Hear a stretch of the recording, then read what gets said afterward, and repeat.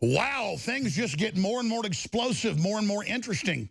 It was 2 weeks ago, they had another previous hoax that Trump said everybody coming from Haiti has AIDS or HIV. Of course, it turns out that wasn't true.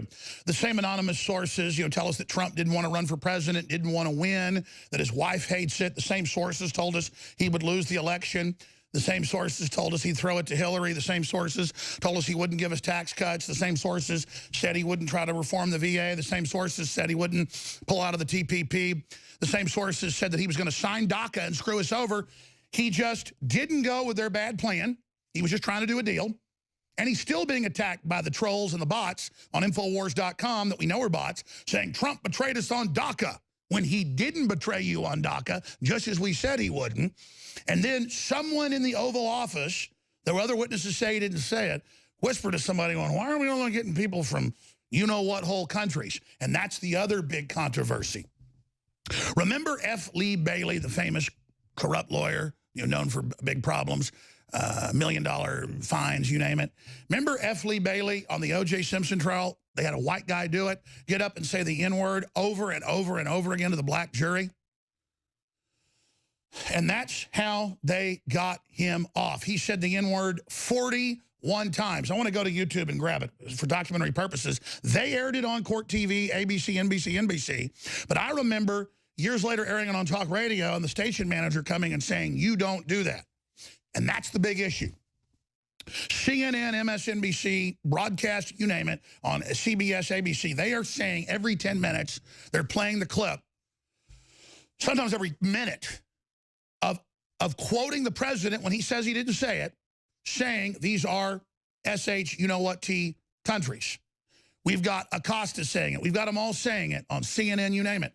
Again, just like F. Lee Bailey saying the N-word over and over and over and over again. You can't use it, but if a liberal, fraudulent, corrupt lawyer, in my view, wants to use it to manipulate a jury and let clearly a guilty man go free, as we now know, if you want to do that, you are a bad person if you're not the establishment. But if you're the establishment, you can. So CNN, to inflame emotions, ABC, NBC, CBS, MSNBC, they're all quoting the president as saying this and saying it to get people out of their comfort zone on mainstream TV to suddenly hear them cussing. If I cuss or a caller slips through, our stations complain. We've lost affiliates before, because the FCC will selectively fine them. Or Howard Stern, if he wants to say SHIT, he had to leave terrestrial radio because sometimes it would slip through.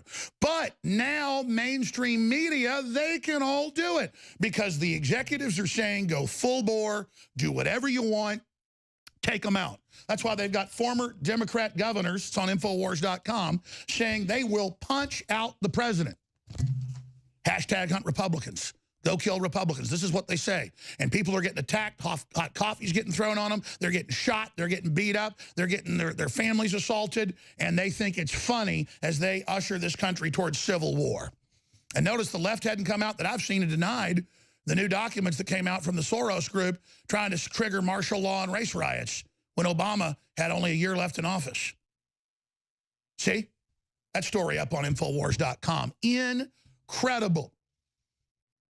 I believe the president that he didn't say it, but we've seen them lie about him over and over again. I could say that sources say the president snorts methamphetamine in the White House off hookers' rear ends. Not true, but if I said it on CNN, they would all parrot it to give it credibility. Think about that. But we're also going to discuss the difference between free countries and oases of liberty versus crap holes and hell holes. Because there's things even worse than crap holes. And yes, ladies and gentlemen, Haiti is a hellhole. That's why everybody's trying to get out of the crap hole. It's a fact. So I think the president should just go with it. Ladies and gentlemen, 2 weeks ago, we had more fake news out of the fake news globalist media. They reported unnamed sources saying that the president had said, I don't want Haitians in America. They've all got AIDS. But nobody ever comes forward. There's no recordings. There's over 50 people in the room, but nobody's got a recording of it. Well, the same thing yet again, an anonymous source that Trump calls Haiti and other third world countries, SH, you know what, T holes. And then CNN, MSNBC, NBC, they're all, including broadcast TV, not just cable, are saying that unedited. Just like F. Lee Bailey in the O.J. Simpson trial 41 times said the N-word. They had a white guy do it to make it worse, to have that emotional response of a white guy to black people's faces calling him the N-word. Not a black man, not a black woman. They made the decision to do it. They got it in their face, and then they transmuted that onto the police department. The black jury did. They admitted it later. Some of them said they were conned, onto the police department and onto the prosecution. And it's the same thing. You never hear them say those things on television. They're not supposed to under the FCC, but they're doing it because they want to stick the knife in, turn the edge, and then put salt in the wound. Total manipulation. Separately, Trump has said he didn't say it. But no matter how many times they put out fake news and get caught, they're getting more desperate. They've got governors on TV, Democrats saying, I'm going to physically assault the president. They're trying to start uprisings in the country. Hashtag hunt Republicans. They see the prosperity coming back. They see the dependency folding. They see black unemployment, the lowest it's ever been since they had the Bureau of Labor Statistics for over 70-plus years. They're in full panic mode. They want to domesticate and control everybody. And that's why they're so angry right now, the poverty pimps that want to control these people. But let's talk about facts. I don't brag about it. I don't make a big issue out of it. But I've bought hospital beds for people in Latin America and for groups, and I've bought hundreds of wells and hundreds of cows for people in 4 different African nations. But I pick countries that are somewhat half stable, where you have poor people who can actually help, like Kenya and other areas. I never made a big deal about that. My grandmother, I tried to give her some money. She insisted on living in a very, very humble house and clipping coupons and all that. I tried to, help her, and she would say, no, just give money to this Latin American group or give money to this African group. And I've given hundreds of thousands of dollars to that. I've hundreds of thousands to investigating pedophile rings that we're not going to brag about our successes here on air. I mean, that's what I do. But since we're going to get out here and say calling Haiti or other third world crap holes is what they are. That's the name for them. I mean, they're hellholes. Go move there, Don Lemon. Go move there, Al Sharpton. Go move there, Hillary Clinton. Oh, but Hillary just has her people caught smuggling kids out of Haiti. Associated Press, they get convicted. You just have them stealing $2 billion of the $2.1 billion that got donated from the Haitians. But it's okay to actually steal from them. I've sent food shipments into Haiti. I have financed and supported multiple groups that have done it. I've sent my reporters in to the risk of their lives, and I'm not tooting my horn, but I'm actually there helping people in the beyond a crap hole. It's a hell hole. We have transported the dead and dying. We have funded it. The Clintons stole all the money. I have done more than the Clintons did for Haiti. But they're going to sit up there like Oprah, sticking her tongue in Weinstein's ear and taking Weinstein, setting women up for Weinstein. Seal, who I've always really liked, has come out and said she's a monster, and that she's supporting the evil, and that she's exactly what she claims she's fighting. And that's the truth. God bless Seal, great artist. Love all his music. The point is you got to have a soul to sing like that, and you got to be smart. The point is that that's a real human being, Seal. I don't care if he's black or white. I love his truth and his justice. Oprah's a pig and a lying creature. And the media sits there and covers it up, and it's sick because they know she's sold out. $2+ billion stolen. And all these women are coming out that Oprah, who was always a pimp, a little girl, she admits it, was bringing women to Weinstein for him to rape them. You notice the media won't pick up that when I cover it. They'll just misrepresent what I'm saying and say, I don't like her because she's black. That's the headline. Alex attacks Oprah for being black. That was the headline the last week. Total lie. Just like they're lying about the president. But Seal sees through it. The 10-time or whatever platinum winner. He sees through their lies, and he's going against Hollywood and the whole thing, because they'll have repercussions against him. So that's why I'm angry. I don't care if you're black, white, or whatever. If you're dying, I want to try to help you. And I know some Haitians that are beautiful, smart, wonderful people that live in America. But it's been a colony of slavery, never got out from under it. Voodoo, the occult. It is a very, very wicked system there in Haiti, ladies and gentlemen. And I've been involved with groups trying to stabilize the country and actually help it, with Bob Barr and others. But this is the reality. I don't get off on seeing Haiti so fallen and broke back and falling apart.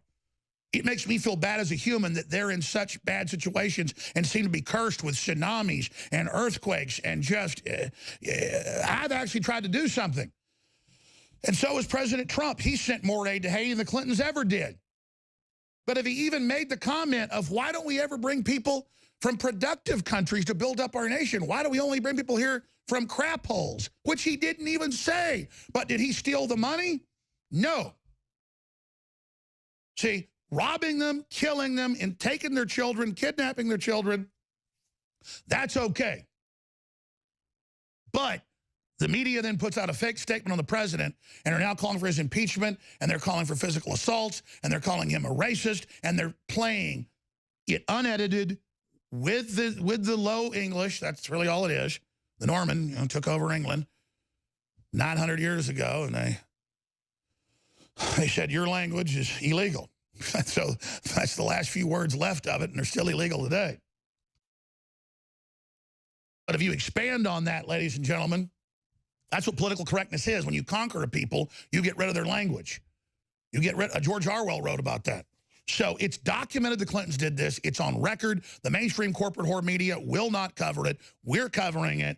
And there's so many angles to learn from this event, this teachable moment of the type of committed fraud they're involved in. It shows you, even the economy coming back, and even Trump really at 60% in real polls, they're not going to give up.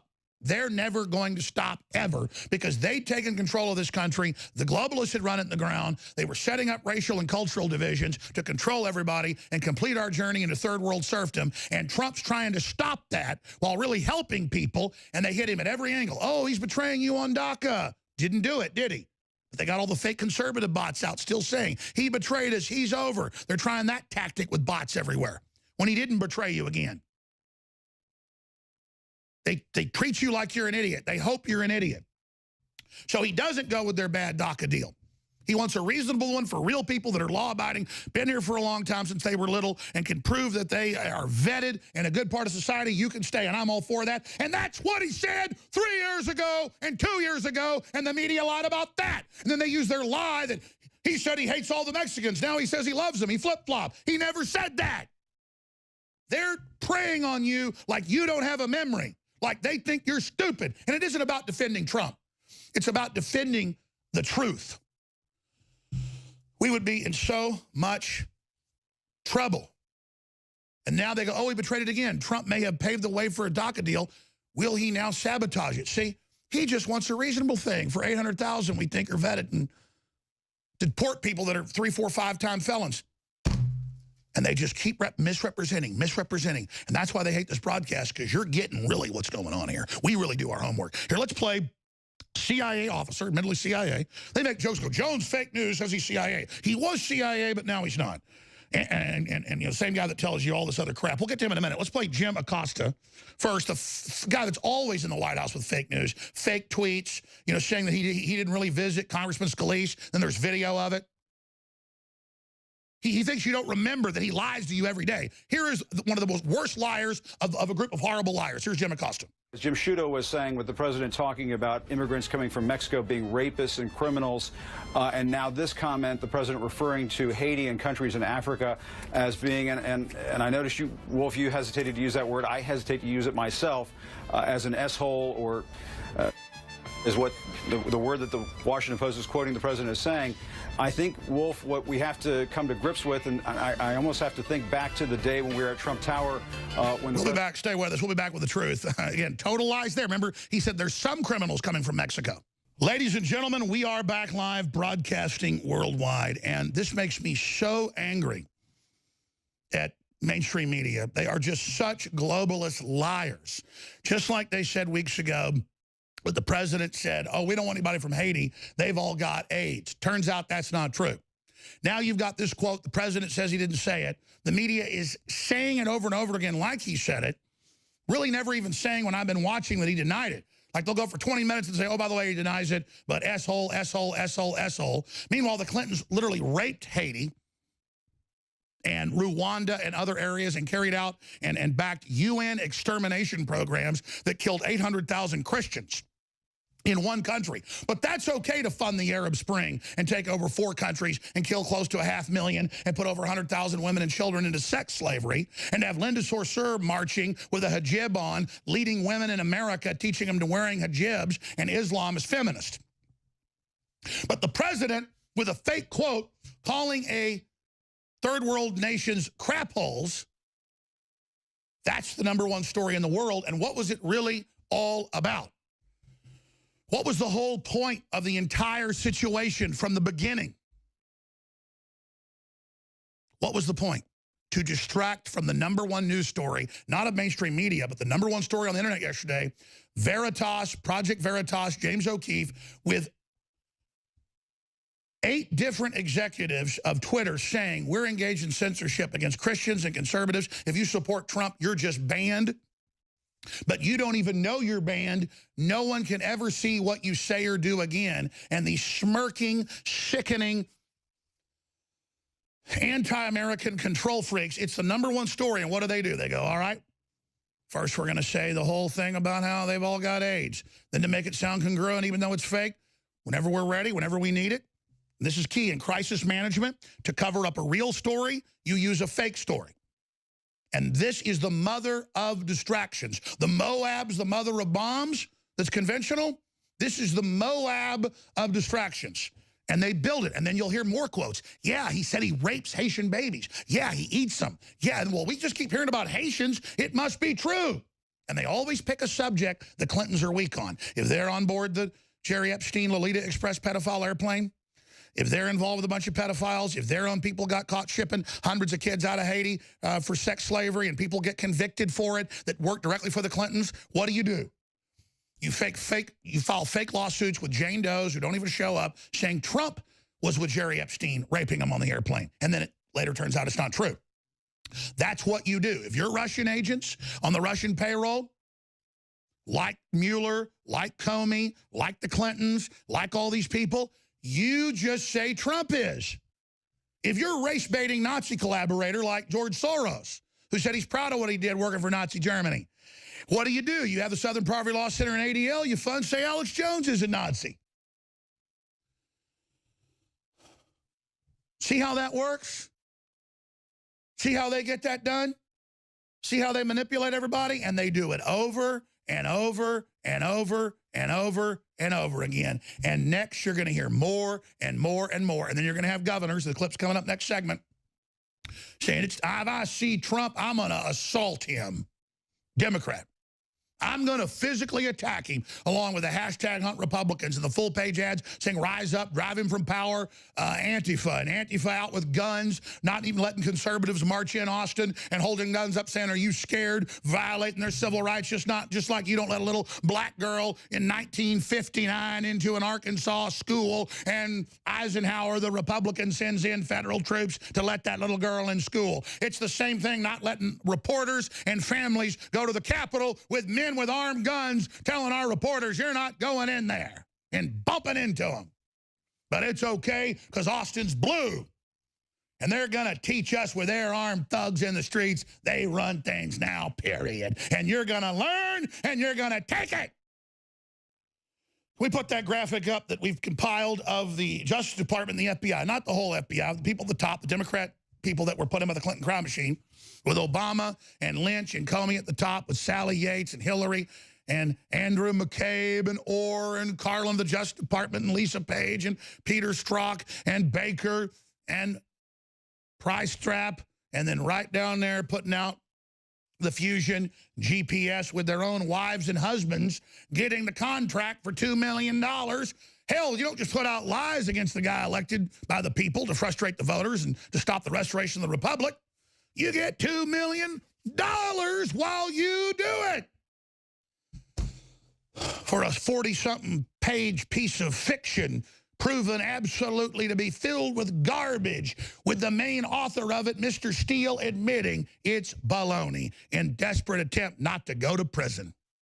And now criminal investigations by the Justice Department have been opened.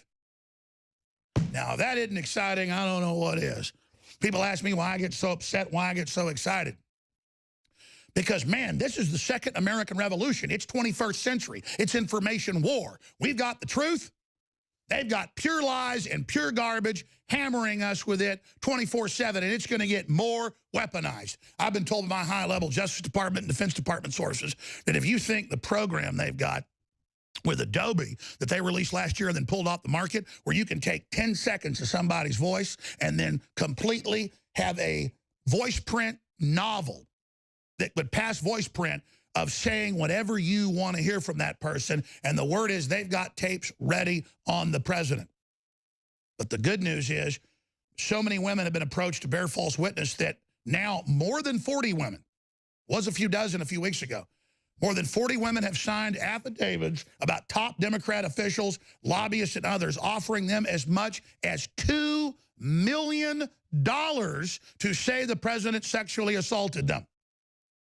Got to have a little ace in the hole, little something that nobody knows, to quote the great George Strait. So that's where we are right now. When we come back, I'm going to play. And the next segment's going to be chock full. Clip after clip after clip after clip of them with the same unified message on every major corporate globalist enemy media that's captured this country. We're trying to take it back. This is a war. That isn't rhetoric. This is a true war where they're now saying, kill the president, assault the president, get his supporters. He's a racist. Go after him. Do whatever it takes. And they'll use whatever false quotes they need, ladies and gentlemen, over and over and over and over again to try to bring him down. And the word is they're going to start putting these quotes out, have him deny it, and they've got so many recordings of him. You could take one of his speeches, particularly a clean one, a broadcast, and they can sit there and they can have him say, I rape Haitians. I murder Haitians. I drink their blood. You know, I went to the moon and ate purple Pop-Tarts with an Easter bunny. And Santa Claus was there with the 3 dwarves and the 7 Easter bunnies and the Keebler elves and Gleek the space monkey from the Justice League and Aquaman and 3 giant whales. Ha ha! I mean, they can do anything, but we know they're a pack of criminal liars. Make no mistake, ladies and gentlemen, the globalists are trying to create race war in this country. It came out in Soros documents earlier in the week that back in 2015 they wanted them. And so they misquote the president. He says it's fake, just like weeks ago he said that the Haitians all have AIDS. Totally fake. There's no proof. Another lie. Well, now they've got Democrats, governors coming out saying we want to physically attack the president. Make no mistake, shithole gate, as I'm dubbing it, shithole gate is their Waterloo. They think Crapgate is going to bring down the president, bring down the free press, and stop our resurgence of the republic.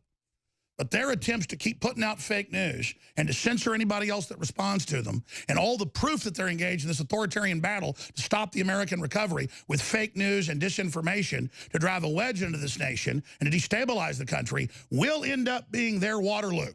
It will end up bringing them down. Coming up next segment, I'm going to have the clip of F. Lee Bailey. He said it 41 times using the N-word to a black jury, a white guy, to act like Simpson's enemies had done it.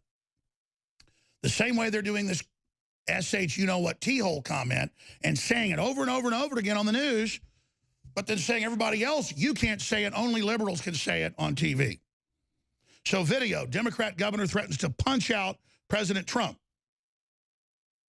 You would have to pick him off the floor. This from the party of the KKK. This from the party of the Clintons robbing $2 billion, almost all the money from Haiti, and their associates being convicted of trying to smuggle children out of the country. This from these monstrous, lying pigs who know you're aware of them, who know that you're aware of them and are desperate to force you back in. They're engaged in bigger and bigger and bigger lies to try to force you back under their control, and they've got to be stopped because what they're doing now is fire in the theater. They're calling for violence everywhere. Hashtag hunt Republicans. You see the examples everywhere. And then when we say, look out, you keep pushing a civil war, we'll have to defend ourselves. Then they edit clips of me together, making it sound like I'm saying launch attacks when I'm saying don't launch offensive attacks. So Democrat governor threatens to punch out President Trump. You would have to pick him off the floor. Terry McAuliffe. So let's play that clip. Here it is. What would you do in a debate with him if he tried that? If he come over and leaned over and back of you, what would you do? You'd have to pick him. You'd have to pick him up off the floor.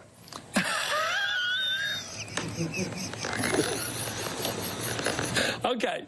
Yeah, a lot of talk, You mean punk. you deck him? Shut him down. Oh, sorry. Yeah, keep going. Oh, you deck him. Keep going. Listen, this guy got in my space. You want to get in my space? I've always said, Chris, you punch me, I'm going to punch you back twice as hard. All right, let's stop And it right wouldn't be there. hard to do. Total inversion of reality, upside down world. They put out all the fake quotes, all the fake news. They're caught thousands of times per agency doing it. Just constant fake news every day on purpose. ABC News. Oh, Flynn's flipped. He admits he's a Russian agent. He met with him during the campaign. Total lie. You mean to list the daily lies here? Trump gave away the location of our secret submarines. They were docked in Seoul. Look at our 3 fine submarines. Or they were docked in the port outside South Korea on a trip to Seoul. It's just constant lies, lies, lies, lies, lies, lies, lies, lies, lies, lies, lies, lies, lies. Oh, he's going to betray you on DACA and legalize everybody. Never said it, never did it, just had a nice meeting. Then he doesn't do DACA because they wouldn't give him a good deal. And they say, oh, look, he lied to us and he lied to you. When he said he would do it, then he wouldn't do it, and he did do it. All to just short-circuit things show he can't cut our taxes down to China's level. He can't bring back the jobs. He can't turn down the electricity prices. Everything he's doing to deliver you a better way of life, that's how we win, is prosperity. That's how we get out from under the globalists. And he's in a race to do it. In 11 months and 20-something days, 22 days, he's done it. You've done it. And they are apoplectic. They don't know what to do. So they misrepresent and said, if he came over and leaned in and got on me and said, you know, how he hates black people, I'd deck him. So they make it about how he's assaulting them in a hypothetical. So it's a hypothetical lie about another lie from a group of known liars and a hypothetical of how he would punch back, but they're the ones lying about him, talking about attacking him on TV. Imagine if Trump said, I'd punch that governor in the face. It'd be the end of the world. But see, they all do it, but say they did it hypothetically because Trump came over and attacked them. Just like Wolf Blitzer had guest on the day that that crazy guy, you know, obviously Democrat Party operative wound up, came and shot Scalise and others, and Blitzer had guest on going, well, he was a good guy standing up against you, and Blitzer nodded. And I said, Blitzer, what are you going to do if somebody pumps rounds in you because you're a Democrat and then people say, well, the person that killed you, you know, wasn't bad. They were fighting evil. I don't want that to happen. Media Matters edited that out this week. Put it out that I said go put rounds in Wolf Blitzer. These are a pack of scum. I said, Blitzer, don't start condoning shooting people because it could end up happening to you and we don't want to go there. They edited out where I'm saying somebody needs to go shoot Wolf Blitzer. People say, well, then don't talk like that. They can edit it. They're gonna. It's like saying don't ever have children because one day they'll die. Or don't breathe air. Or don't even ever be born.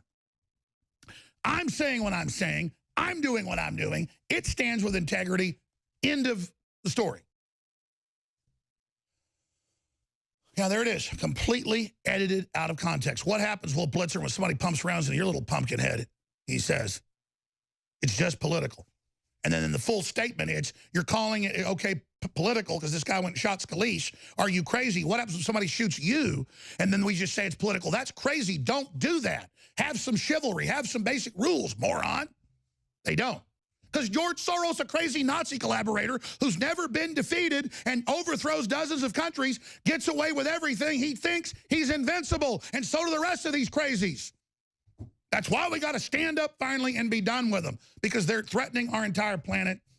They're threatening our entire world, and it's got to stop. It's coming to an end. No big deal. Just that camera always gets moved. We've got the standard shot for that, so we'll just go back to the other shot, or we won't use it. No big deal. Now, continuing, ladies and gentlemen, I'll get to all the other clips in the next segment. I've got to settle down and just get to them during the next segment. I'm really wound up right now because the anatomy of this thing is so obvious, just like the O.J. Simpson. F. Lee Bailey saying N-word, N-word, N-word, N-word, a white guy at the jury, and then pointing at the prosecution. That's all this, them cussing on TV is to elicit an emotional response and act like that it's President Trump that did it. That clip's coming up next segment as well. But first, ladies and gentlemen, we're in a total war. I'm totally committed to you. We got products you need, the very best supplements, the very best quality. We had the biggest sales ever in our history that just ended. But, ladies and gentlemen, we have several new specials. And I just went over with Tim before the show, and I did them with him, and he had them in a folder. And I've got the old specials here. So I try the best I can. But anyways, I'll just hire 5 people to do that. We have Immune Wall, 25% off. We have Alpha Power, 50% off. And we have the Real Red Pill, 50% off.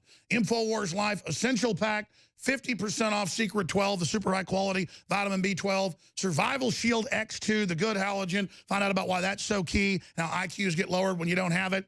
And then, of course, we have Super Male Vitality, 50% off. These are all about to sell out. I had to end all the other specials because they had sold out the other dozens of items, or they were close to selling out because, again, we're getting rid of the extra stock we had for the new year before new stuff comes in. These are great, amazing, best-selling products.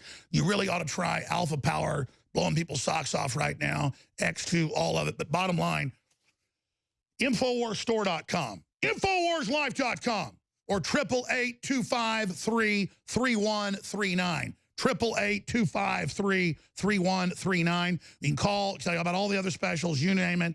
And these are great products you need, and we need to every day crack the nut to fund this operation because we're not funded by globalists. They're trying to shut us down on every front. But just commit today, InfoWarsStore.com, Brain Force, Alpha Power, Cell Force, the high-quality fluoride-free toothpaste, fortified colloidal silver and iodine. It's all there, Super Blue. InfoWarsStore.com, InfoWarsLife.com.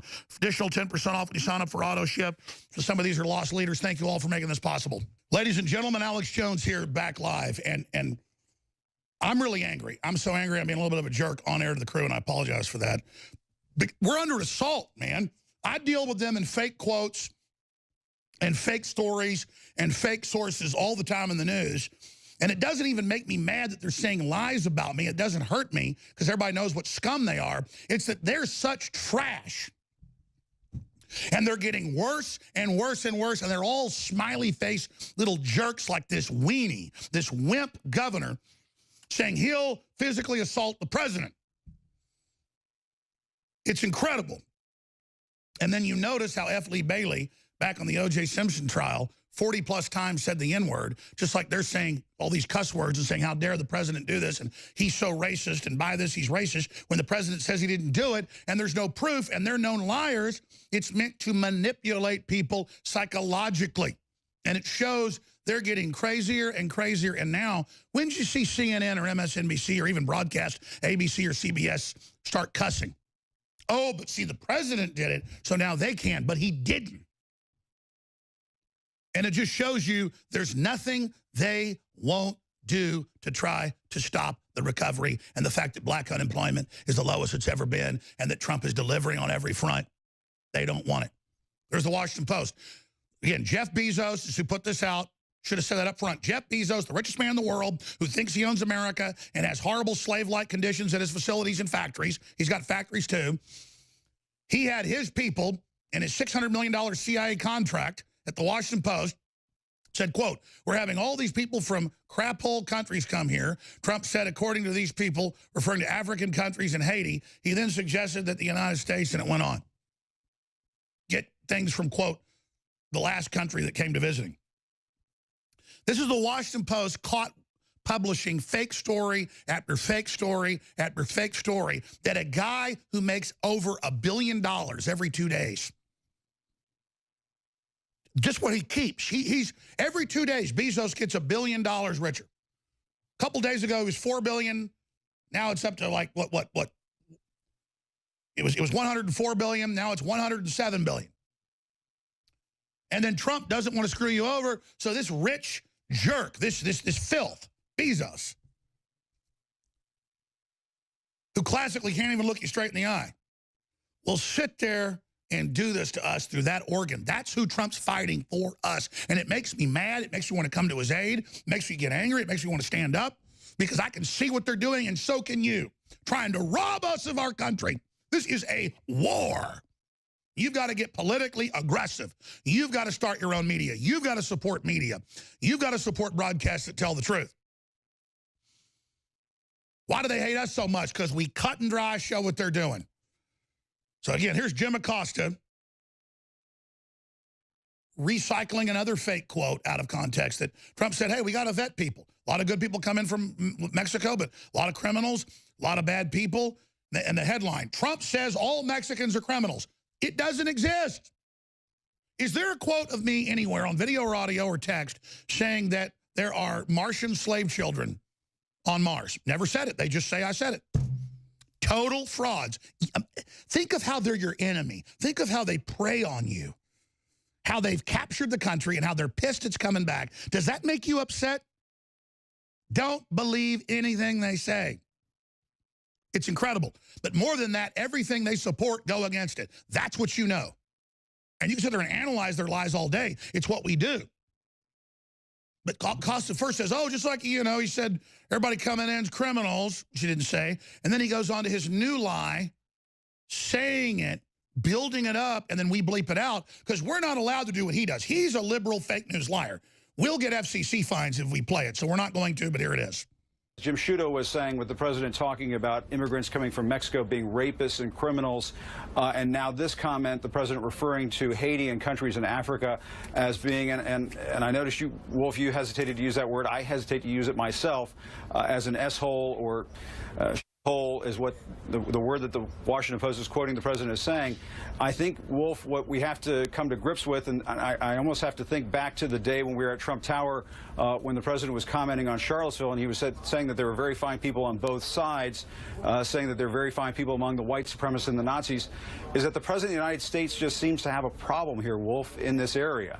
And we can tiptoe around it, we can dance around it, and not... No, he said there were people out demonstrating. There was media on both sides. It was good people. There was bad people. There were bad people on both sides, which is totally true. You had states' rights people and all that out there. Again, these are the race baiters invoking this. The known liar Acosta, who's been caught lying so many times, it's just insane. Let's play Al Sharpton, the super race pimp, you know, anti-Semite, you name it, says it's a racial slur. And again, this is last night, today, this afternoon. They're still running the same stuff. Most of the time, they don't even say the president denied it. That's another form of fake news. Here it is. Got this flexible definition about what a racist is. Who do you have to spray paint the N-word in the Oval Office or have a hood in the Lincoln bedroom to be? Buddy, you're the race baiter from the Democratic Party that control people through race. Let's get that straight. Back to Sharpton. A racist, if you advocate everything whites only, bring me the Norwegians, bring me this or that, and disparage at every opportunity, whether it's Charlottesville, whether it's immigration policy, every opportunity you disparage. They misrepresent on every front. Misrepresent on every front. On every front. Never any proof, never any reality. Just this grandstanding by these scumbags that perch on top of our political system. All right, that's enough of his crap. I got this. Don Lemon calls Trump a racist. The race-baiting Don Lemon. Just as bad as Oprah Winfrey. Let's hear from No Ratings Lemon. Here he is. The President of the United States is racist. A lot of us already knew that. Hey, pause. Today, Don Lemon is a congenital liar in love with himself that spews race division garbage all day to turn us against each other. Don Lemon works for the globalists that don't want black unemployment to be the lowest it's ever been within 1 year. They don't like the fact that we're going to have prosperity. This is literally a parasite. Let me translate that for you for Don Lemon. Here it is. President Trump talking with lawmakers in the Oval Office about immigrants from Haiti, from El Salvador, and Africa said, and I quote, "Why are we having all these people from shithole countries come here?" But you know who he did say he would welcome here? He said the U.S. should bring in more people from countries like Norway. And CNN is told that he went on to say, "Why do we need more Haitians? Take them out." Those comments are frankly disgusting. There's other language I'd like to use, but we are on television. But you know what? They're not shocking. Not even really surprising. That's enough. We had to bleep the cussing, so radio stations missed 10 seconds of that. Again, this is, they go, now let's put out a false quote, because they didn't buy the Haiti thing 2 weeks ago, saying all the Haitians have HIV. That was fake. Have AIDS. So let's just start using cuss words to get people's attention, and maybe that'll get them to buy into it. And it's total F. Lee Bailey. So I'm going to play this, only part of it. There's 5 minutes of it, of F. Lee Bailey And the jury, mainly black jury said this is why they went ahead and let O.J. go, even though now they know most of them said they were wrong. A white guy pointing at them saying N-word over and over and over again to manipulate, just like they're using cuss words now. And because now they're saying he called black people bleep holes. When you can admit a lot of these third world countries are hell holes. They're not just crap holes. But does that mean you hate the people? No, you're like, I don't want to move to Haiti. It's a you-know-what hole. But it doesn't matter. Trump says he didn't even say it. Let's go ahead and continue with, let's play the F. Lee Bailey piece. Here it is. That when you see a nigger driving with a white woman, you pull them over? No. Do you recall anyone asking you, if you didn't have a reason to pull them over, what would you do? I don't recall anybody ever asking me that question, sir. Did you ever make the statement that if you needed a reason, you would find one? No. Okay. Next paragraph.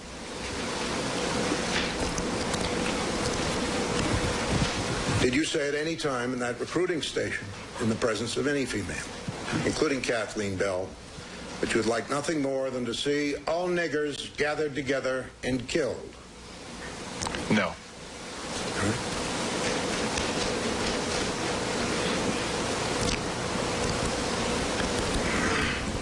Are you aware, bottom of the page, of any complaint that was brought to the LAPD by this individual?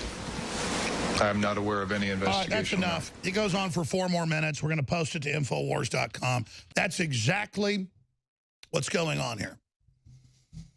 And so the Washington Post is literally a globalist enemy organ allied with the communist Chinese, owned by Bezos, who gets taxpayer money on every order you make, total scam artist, literally trying to cause a race war in America and bring down the recovery, and blacks having the biggest economic boom they've ever had. That's what they're trying to hurt black people. So here's everything you need to know about SH, you-know-what-T-gate, crapgate. It's about fake news. And if we got out in front of this and expose the history of this and the mechanics behind it, it will just be one more nail in the coffin of MSM and their entire fake news system. Remember, 2 weeks ago, they said that Trump in a meeting said that all Haitians have AIDS. No proof. That didn't work. It went away. They went, wait a minute. Let's say that he said Haiti and other African countries, even though Haiti's in the Caribbean, but they said Haiti and other African countries are SH you-know-what-T-holes. Why don't we bring people here from the nation like you just met with a Northern European leader? And you can see how they then rolled it out and then used the SHIT on air to elicit an emotional response, which F. Lee Bailey and many other lawyers in the O.J. Simpson trial admitted that they were going to have Johnny Cochran do it. But Johnny Cochran said, listen, I'm black. That won't freak him out. A brother, in his words, using the N-word.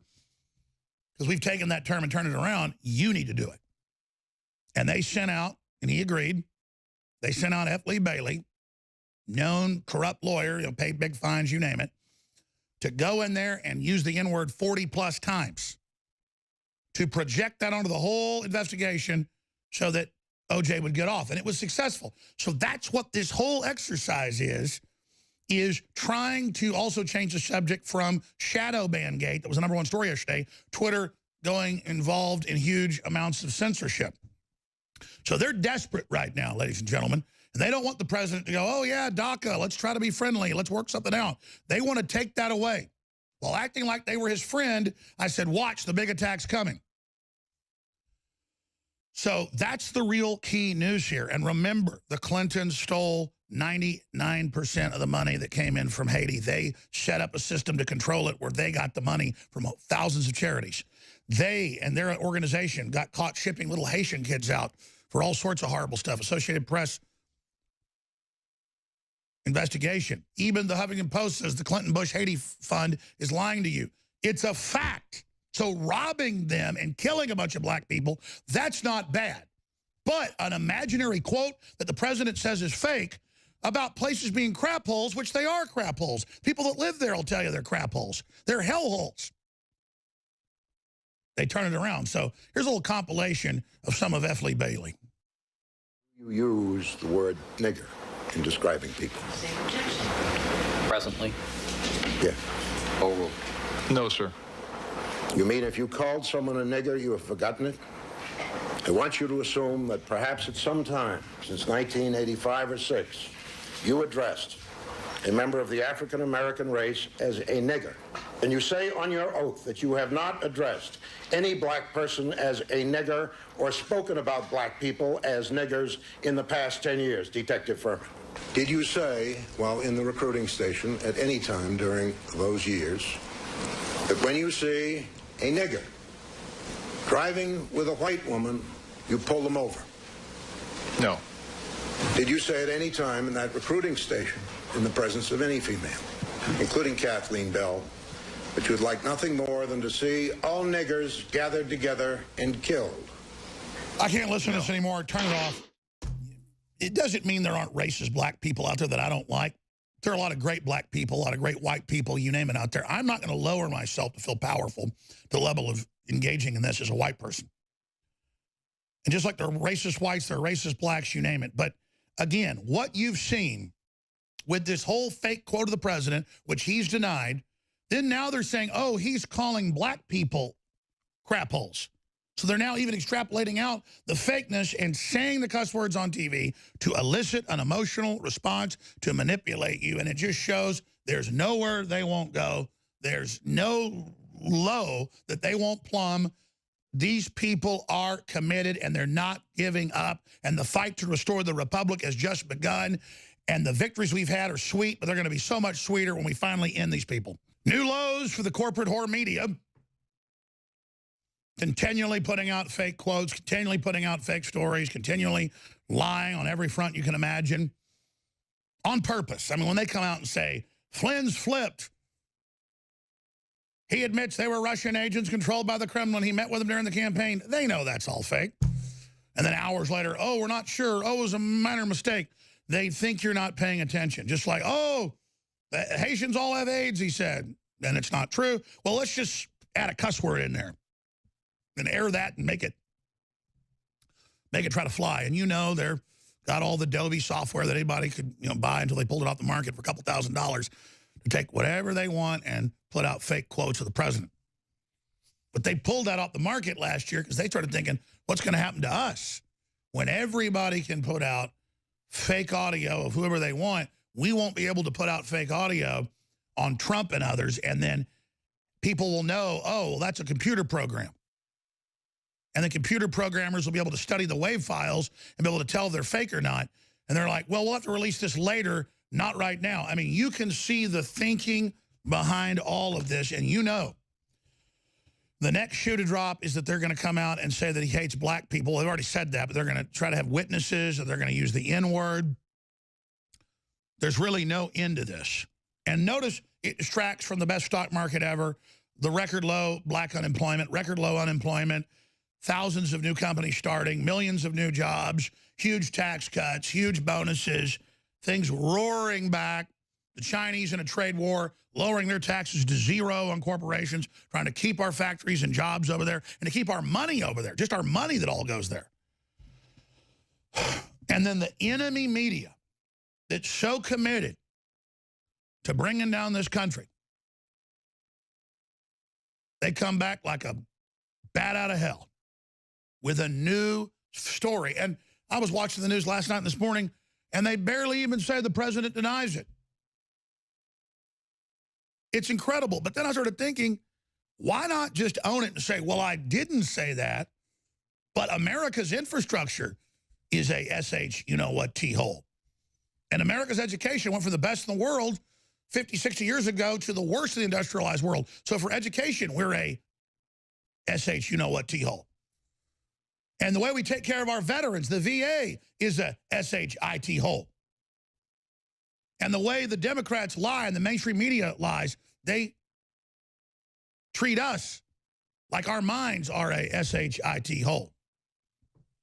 And again, the mainstream media, they can use it, they can say it, they can play it on the radio and TV on their shows. We're not, because we'll get shut down. Because again, we're just libertarian patriots. The language used by me at the DACA meeting was tough, but this was not the language used. What was really tough was the outlandish proposal made a big setback for DACA. He's trying, as he always said, to get real DACA for people that aren't criminals, that really were here when they were young, that can prove that they're aiding society and not people engaged in fraud. Like Obama just said, you come here, you say you've been here for a while, you're legal. No matter how many times you've been deported, no matter how many crimes you've committed, you sign a form pledging to stop committing felonies. Trump goes, that's a horrible plan. A lot of criminals are coming out of Latin America and Mexico. We got to be able to vet them and stop them. A lot of bad people, a lot of good people too. Then they just headline, Trump says all Mexicans criminals. You're like, where's the clip? Where's the clip of Alex Jones saying he hates gays? Where's the clip of me saying that there's a Mars base with slaves on it? Never said it. Yeah, I've challenged the media. You know, $10 million you got me saying that I believe there's a Martian base with slaves on it. I mean, what are you talking about? But again, this is who these people are. They're unbelievable, and they've got the most dumbed-down people. The people that live in Democratic Party, blue state, big mega city, SH-T holes. Everywhere Democrats are in control are SH-T holes. And every country socialists are in control of are SH-T holes. I mean, let's have a debate because some of them aren't just SH-T holes. They are HE double hockey stick hell. They are HE double hockey stick holes. North Korea is a hell hole. Venezuela is a hell hole. Russia under communism is a hell hole. If you're not an inter-party member in China, you're in a hell hole. If you're in a Foxconn factory, you're a hell hole. If you're in an Amazon factory, you're in a hell hole. How do you fix things? You call it a hell hole. A crap hole. Haiti is a literal crap hole. Haiti doesn't have indoor plumbing in 95% of it. And tens of thousands die every year of cholera and other waterborne diseases.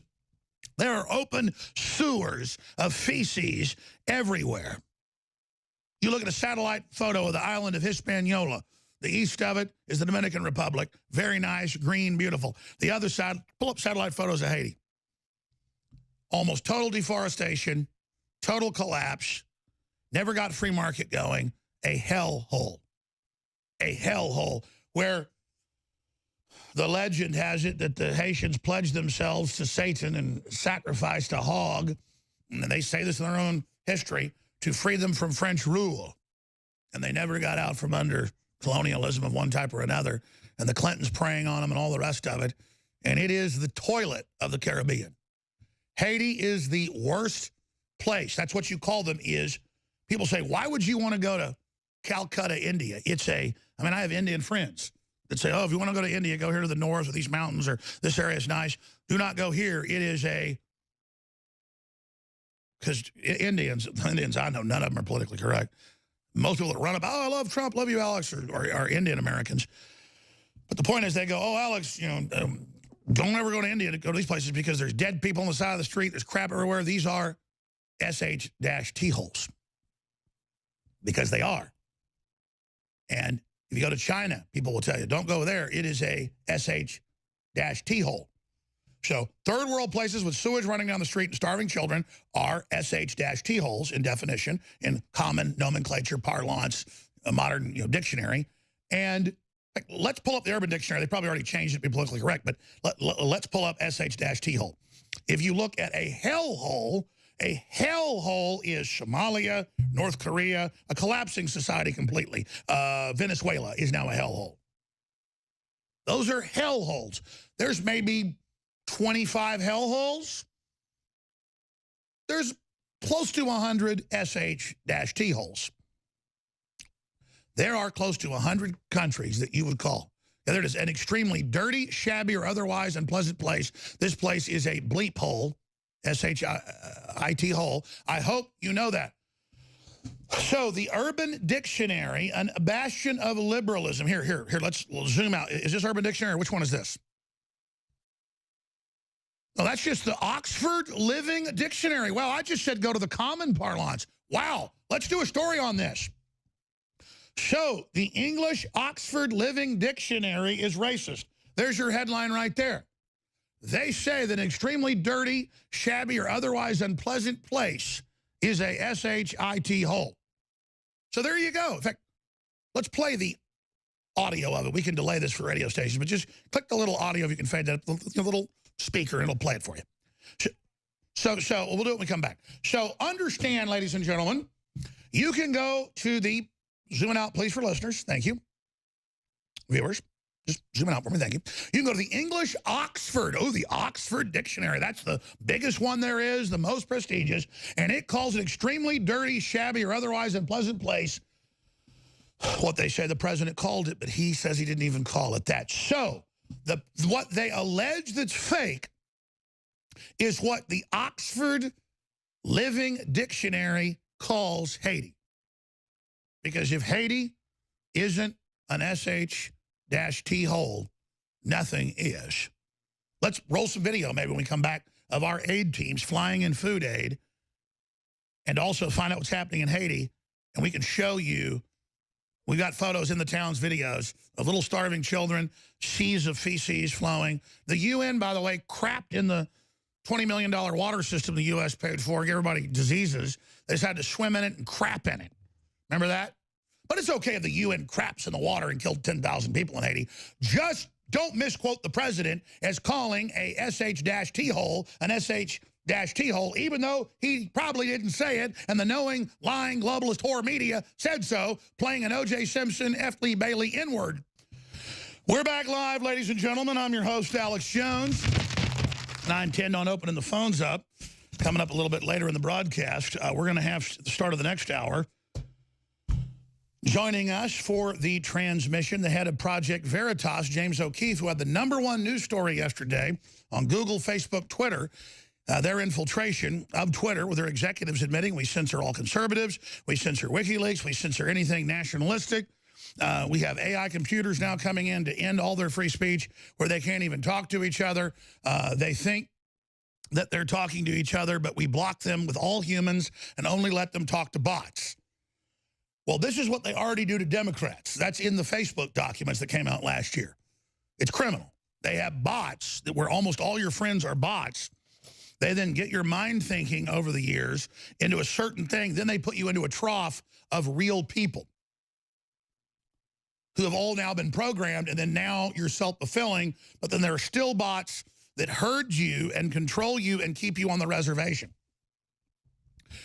Why would anyone want to be part of mind control like that? And then certain real people are then recruited by Facebook because the computer profile shows they're anti-free speech, they're vicious, they're hateful, they have total cognitive dissonance. Nothing will reach them. Nothing will help them. They will never listen to facts. Black unemployment could be the lowest ever as it is. You know, Donald Trump could, find the cure for cancer. He's always bad. They then get recruited to be moderators for no money, who then go around censoring, and the really good ones then get paid. And that's all on video, and that's all in the documents. Facebook, Google, YouTube, Twitter, you name it. And, you know, we expose Seal coming out and saying that Oprah Winfrey's a horrible person that brought women to be pimped by Weinstein. He's credible. You know, very good guy, good background, one of the biggest selling artists ever, black guy, African. Don't call me a European or whatever, comes from Africa, whatever, just a person. And he's the worst ever, see? And so you'd think that'd be a viral video about Seal coming out, but no, you can't share it. You have to actually go find it on my channel to even see it. And it's the same thing they do with every video. It's powerful. They just shut it down. And that's why they can't stand Fox News, despite all its problems, is it doesn't go along 100% with the other establishment channels. It was for about the last, going back about 6 months ago, a year before that, in the previous year before that, with the end of the election, about 6 months in, they were pretty anti-Trump. But that hurt their ratings. They lost half their viewers. They went, whoa, this is too crazy. We're going back the way we were. And they flipped back to, hey, Trump's going to win. We're not going to be able to get rid of him. Sorry. Which just shows you how opportunistic the Rupert Murdochs are. But at the end of the day, most globalists have so many hundreds of billions of dollars, they don't even care. They'd lose a lot of that money just to get rid of Trump and be in control. For the Murdochs, when it didn't work, they were so opportunistic, they at least went back to quitting. Which shows, I don't think they're pure evil then. A little more pragmatic, which is better than pure evil any day of the week. So that's why I have been so angry about this, is that to watch the Clintons rob Haiti, to watch all this go on, to watch them ship kids out of the country, to watch everything they've done. The Clintons back when he was president and right through, robbing it, looting it, stealing all the aid money with the IMF and World Bank, not just the the donations. And I've given huge donations and funded aid missions and sent reporters in and exposed it. And I'm not going, I'm goody two-shoes. It's just that to sit there and be criticized as a libertarian, as a Christian, as a conservative by MSM, and to see Trump being criticized when all he's been doing is trying to help Haiti, and to see the massive aid that went into Puerto Rico in the media line say he doesn't like Hispanics because he didn't help Puerto Rico when that was all a fraud. It's just to see them push the tyranny and push the lies on and on and on and on and on and on and on and on. And to have all the CNN panels unloading, calling him a racist, and Don Lemon and all these idiots, and Phil Mudd. Phil Mudd, formerly of the CIA, said he wanted the president dead and he should die soon. Said, I'm a proud SH-holer. So you don't, oh, that's my other big challenge. Phil Mudd, if he loves third world crap holes, according to the English Oxford Dictionary, meaning a third world place without plumbing, Haiti, the Oxford Dictionary says that if Trump even said this, he's correct, but they don't care. He says he's a proud S-holer. Well, but you're never going to see, you're going to never see him move to Haiti. You're never going to see Don Lemon or Bill Clinton or any of these people.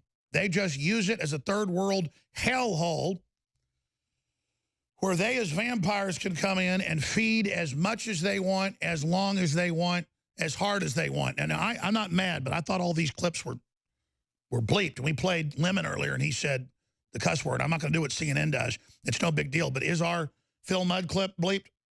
It is. Let's play Phil Mudd, CNN analyst. I'm a proud bleep holer with the idiot Don Lemon. Here it is.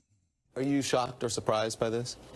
I'm not surprised. In one way, I'm proud. I am a proud holer. My family was called wops and mackerel eaters. I'm proud of that. We came when people from Ireland and Italy were seen as dirty people, dirty Catholics who didn't belong in a Protestant country. Holers built this country 110 years ago. They were called slopers and slant eyes. Chinese people who built this country. Hit pause again. They're literally, and if you want to try to go to China at that time, they'd kill you.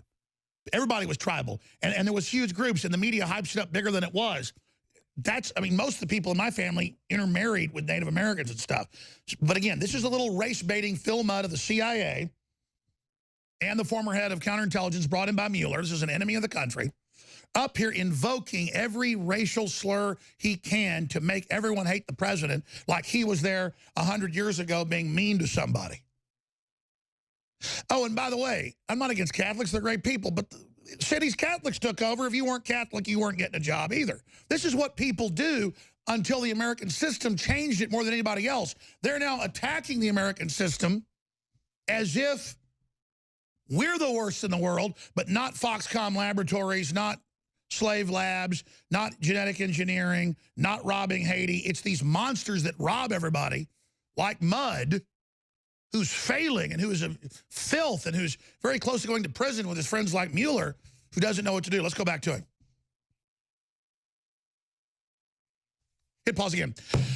It was Franklin Delano Roosevelt that put some of the Japanese in internment camps. It's the Democrats again. Again, if you know history, it's Eisenhower. It's the Republicans that did the Civil Rights Act. It's the Republicans that were against slavery. You sack of garbage. But again, everything you say is a lie, but you think the viewers are idiots. And they are. They're a bunch of racists, whites, blacks, Hispanics, you name it, that tune into CNN for their race narrative, and they all hate white people in general. They are the racists, because the KKK was founded by the Democrats. Well, that's from Spinal Tap with the fictitious band playing the part of a 1970s, 1980s rock band with the hit song Hellhole.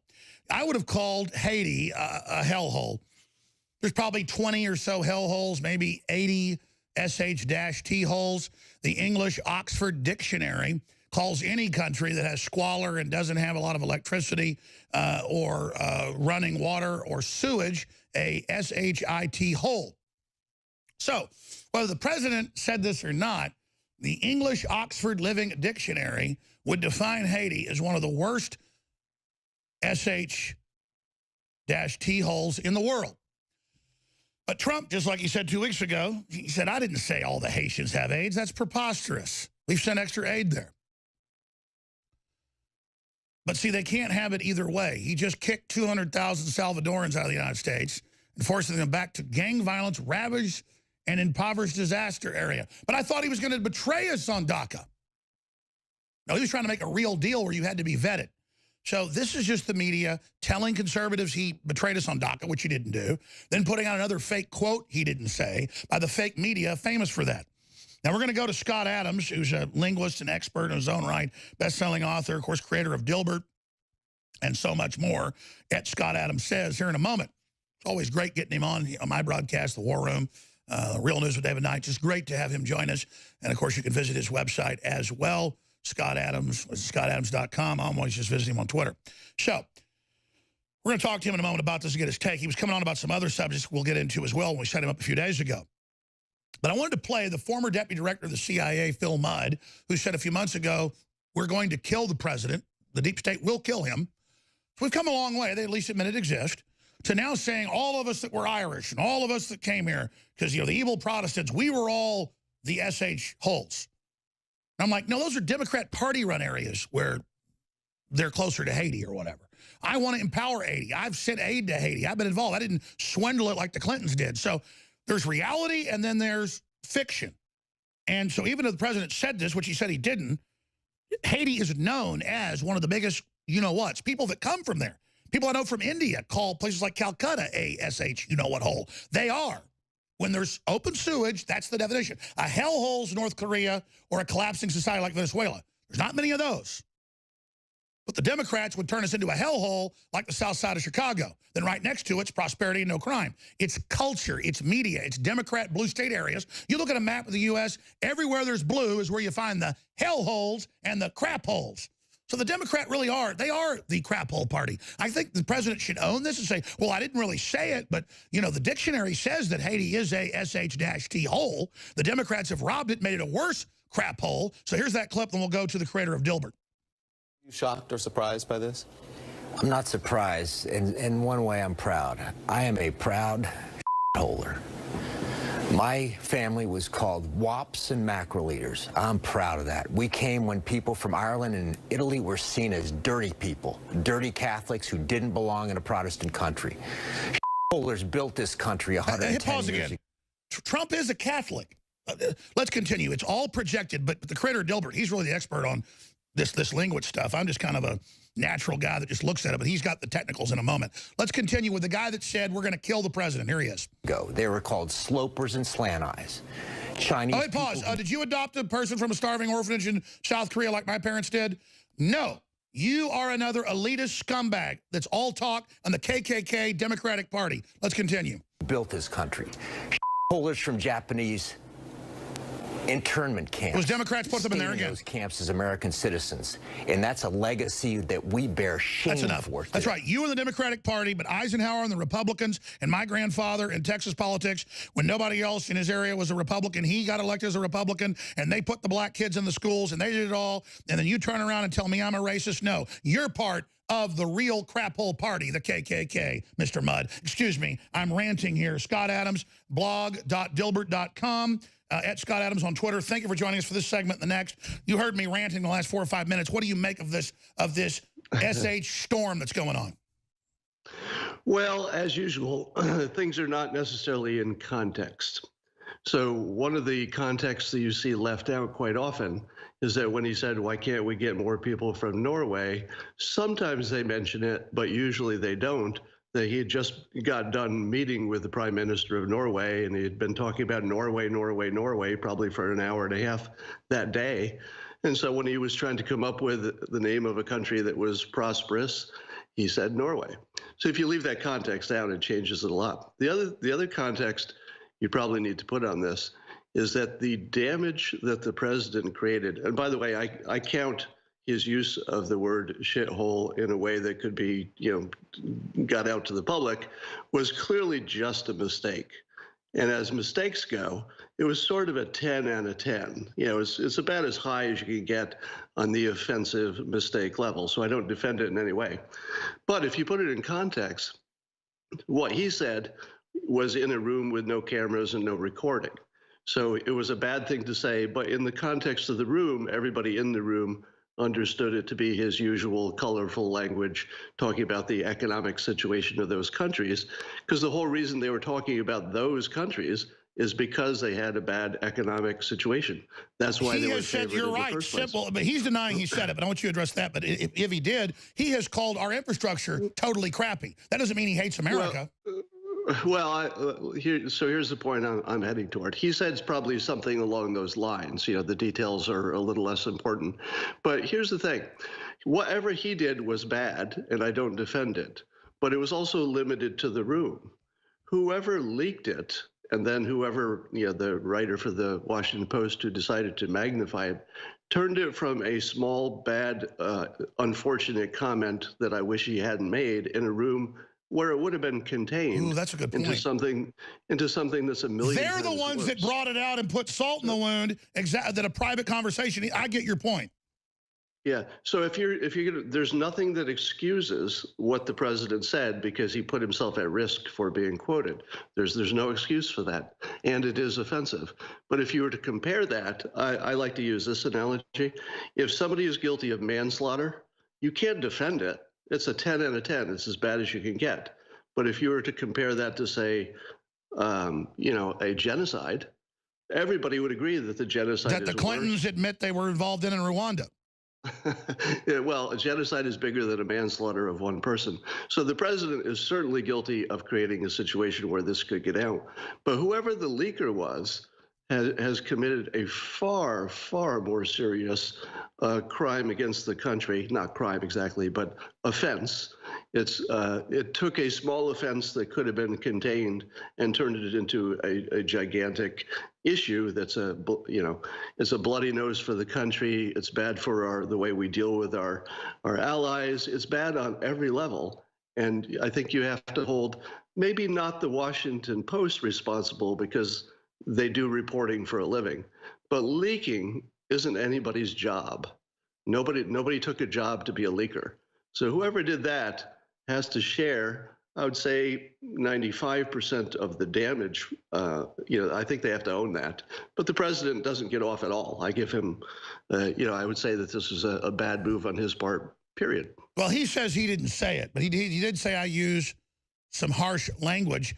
He should just come out and say the Clintons stole $2 billion out of Haiti, even the Huffington Post admits that, and that this is a complete joke and more fake news. I mean, listen, I could say maybe he used colorful language like that, but what about all the other fake news they've been caught putting out against him over and over again?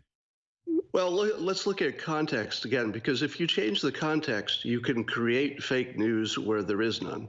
And one of the questions that I've asked the press to see if they can wrestle with today is the question of, if the president got his preference of a merit-based immigration system, given that most of the world is not white, wouldn't that, by his design, create a system where mostly non-white people are immigrating simply because of the math of it? The brain drain. Let's talk about that. Really smart with Scott Adams of Dilbert. We'll be back. Let's talk about the brain drain straight ahead.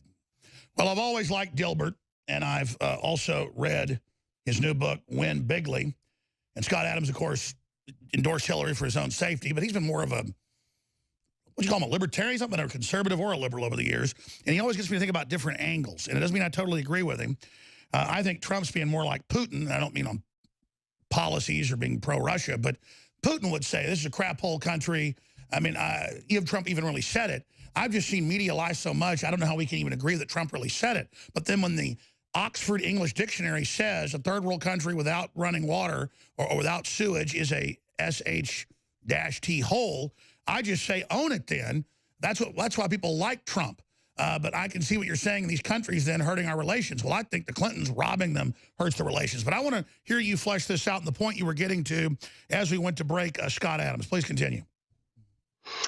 Well, the point was about context. And if we haven't compared the president's future plan of a merit-based system, I don't know if we can determine whether his merit-based system would be biased toward white people or not. But if you just do the math, I think 25% of the world is white, and they may be disproportionately in countries where they're less inclined to want to immigrate because they may have good economies in their country. So I think you're comparing two proposed systems in which both of them get you far more brown people, but one is merit-based, where the people who come in are more immediately adding to the quality of life in this country, and some are not. It's a completely fair argument as to whether or not you should have a merit-based system, but I think it's false to say that one system brings in lots of brown and black people, to use the phrases that are being used in the news, and one doesn't. Because as far as I can see, both of them would do pretty much the same. Well, pragmatically, Trump 2-3 years ago said over and over again, I'm not against all Mexicans. They're not all criminals. That's a lie. Well, a lot of criminals are coming in unvetted. And he gave examples. They take me out of context. And then the conservatives were all mad at him going, he's saying he's going to go for DACA if they vet the people. Well, that's a betrayal. No, he never said that. It's like conservatives go, super right-wing ones, oh, he hates gays because the media said he did. He's got rainbow flags at the convention. He's got people coming out, out of the closet up there, eloquently, like Peter Thiel. And then when he doesn't come out as anti-gay, they go, oh, my gosh, you betrayed us. You're not anti-gay. But it's the leftist media misrepresenting, and then it's just crazy. Well, yes, and also keep in mind that we observe this president using hyperbole and exaggerating on every topic about everything. So everything he does, he says, is the best in the world, which I think is good technique, by the way. And he says that everything that he doesn't like is the worst thing in the world and some kind of a hole. So this is the way he talks about everything all the time. If you were in that meeting, you probably knew he was just talking about the economic circumstances of those countries. But as soon as it leaves that meeting, whoever leaked it turned it into something different by changing its context. No, you're right. The leak is the issue. I mean, why do these people keep doing incendiary things, whether they're true, half-true, lies? Aren't they really the ones endangering the country? Because you can say, well, it's talk big. If we had the biggest industrial base, we had the future. If Trump says we're great, we believe it again. We look at the economy, look at everything. It's manifesting. It's not like Oprah's Secret where you just Shazam can make a palace out of the sky because you believe it. We have the infrastructure. If we go back to it, it looks like Trump's exuberance is working. Yeah, and I would also go back to something that a famous blogger named Scott Alexander once wrote about. It's the phenomenon that if you hear something in the news that just sounds unbelievable, it is almost certain that it didn't happen. So, for example, when it's been widely reported that the president called the white supremacists in Charlottesville fine people, well, that seems so amazing that you say, oh my God, is that possible? And the answer is, he almost certainly was thinking about there must have been other people there. Maybe there was just some Trump supporters who like free speech or whatever. So it is unbelievable because it probably almost certainly didn't happen. Likewise, when he said that the immigrants coming from Mexico included, rapists and murderers, whatever his exact quote was, if you interpret that to think that he believes everyone coming over the border is a criminal, that's hard to believe. And the reason it's hard to believe is because there's no chance he was thinking that. Well, let me ask you this. Let me ask you this, Dan. Like he always does. Where do you see this going? Because mainstream media keeps ratcheting up the rhetoric with Phil Mudd, saying we're going to kill the president a few months ago. And now he says, he's called us all of us S-holes when we didn't. Personalizing it, where if I go out now, leftists attack me, throw coffee on me, they scream Nazi, they scream Russian agent. I mean, this is like a witch hunt at the levels of the Salem trials. And I am not a witch, and I'm basically have people chasing me down the street with pitchforks and torches screaming witch, witch, witch. And it's insane. It's not even scary to me. It's insane. Well, the witches are always the ones who say, I'm not a witch, Alex. Exactly. So watch out for that. But yeah, no, this is a dangerous situation. And I think you have to allocate the blame rationally. The president did something that made this new excitement possible. Totally his fault. Could have been avoided. It was a self-inflicted wound. But whoever leaked it turned it into a big effing problem.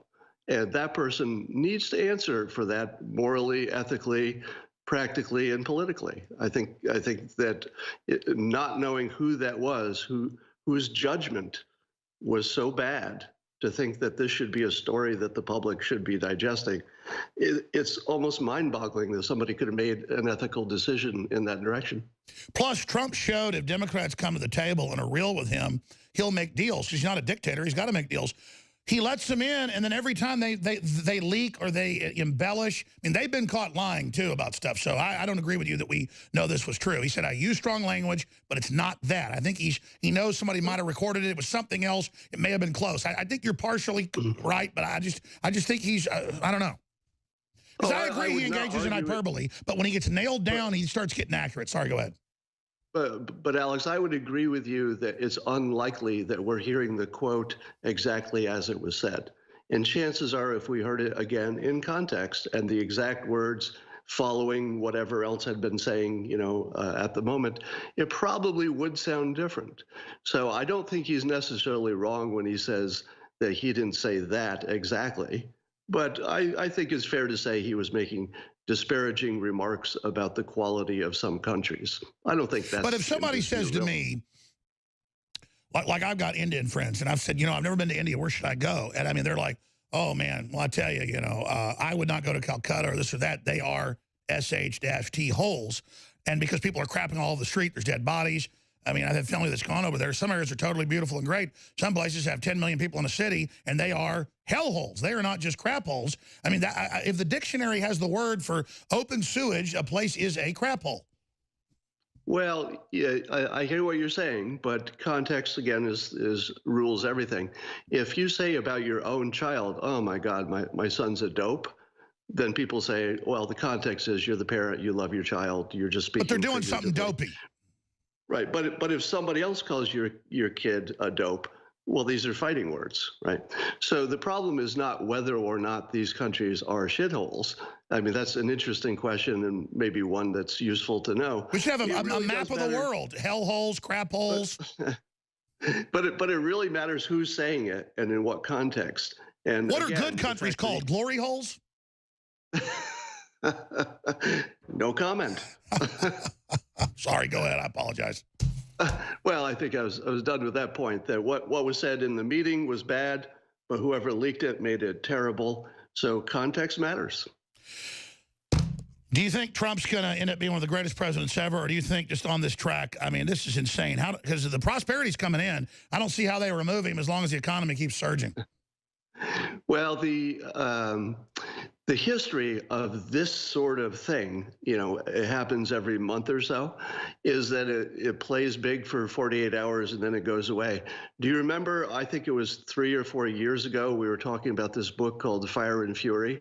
Like our sense of time has completely changed because of this president. Exactly. It's almost like he does so much of this as an idiot savant that it jumps from the one thing to the next. So, yeah. The one thing you don't have to wonder is if there will be another outrage that will push this one off the page again. But it will always live in people's minds as part of the confirmation bias story that says he's a monster. Wow. You're right. Fire and Fury is only a week and a half old. It seems like 4 years ago. I'd even forgotten about it, so you just said it. Yeah, literally. I'm booked to be on a show tomorrow that was booked earlier in the week, and it was going to be about Fire and Fury. You were coming on here about it, but I just knew to move on. Right, and I just said, well, maybe we should wait before we decide what I'm talking about, because it's going to matter what happened that morning. All right, the creator of Dilbert, Scott Adams, at Scott Adams on Twitter. We're at Real Alex Jones, the new book, Win Bigly, InfoWarsStore.com, bunch of specials as well. Thank you so much. Great talking to you. Thank you. Thanks for having me. We got Project Veritas coming on. This story shut down his story, the #1 story yesterday. Waging war on corruption, crashing the lies and disinformation.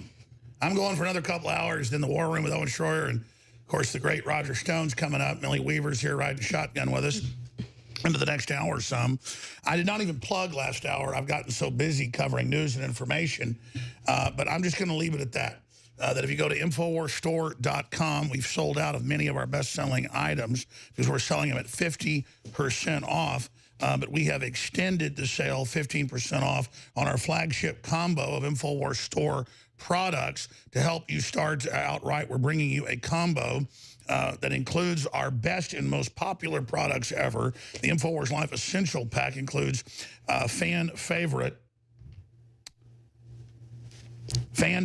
ladies and gentlemen, products: Survival Shield X2, Survival Shield Secret 12, and Super Male Vitality, all at InfoWars Life Essential. No, I'm just telling them to cut your mic. Just because it's doing an echo. It's no big deal. It doesn't matter.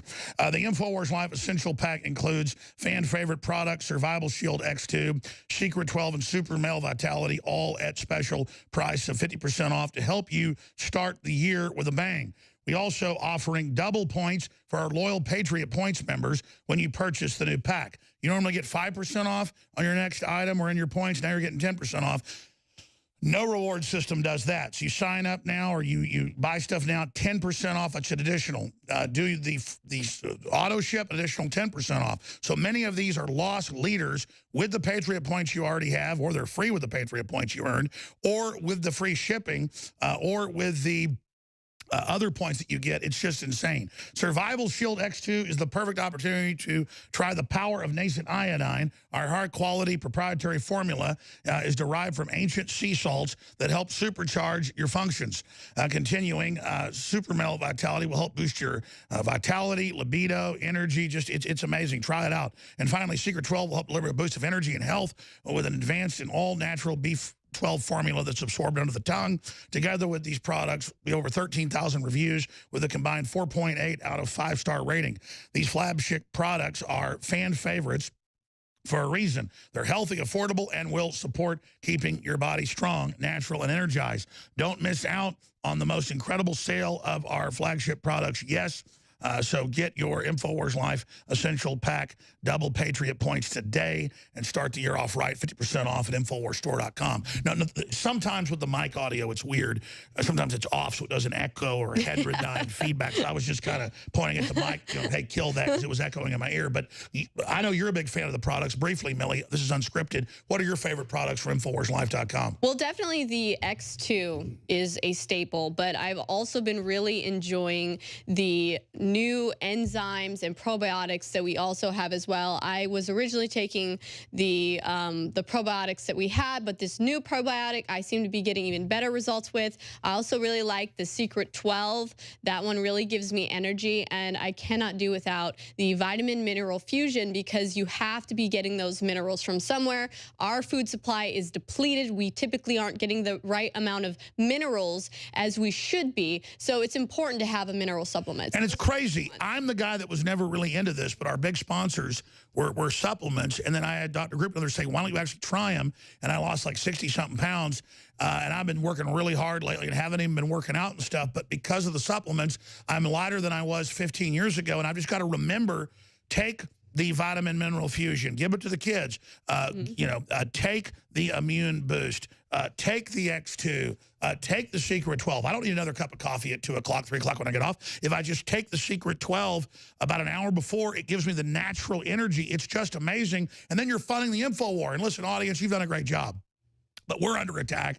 They've taken our sponsors. They've taken our Google ads. They've tried to shut us down. That's right. Despite that, we brought in as much revenue last year as we did before. But I'm expanding, as everybody can see. So I haven't paid myself from last year. I intend to with something so I can pay my bills. But my bank accounts are actually shrinking because, and I'm not complaining, I'm just all in. So please, InfoWarsStore.com, commit to go peruse the videos, the books, the films, the brain force, all of it. Find the items you like, sign up for auto ship, get 10% off, and know like you're tithe to the truth. You're tithe to stand against Soros and the globalists. With you doing that, we've come through the storm. So I salute you. We've changed the world. We're the tip of the spear. We're under massive attack. We're going to have you and Roger for the next 3 segments. Let's go to Roger Stone. I haven't talked to him since last night to get his take on Crapgate, and just how incredible it looks using the same thing. We have Twitter executives calling their users any Christians, any conservatives, Trump, Julian Assange, American flag,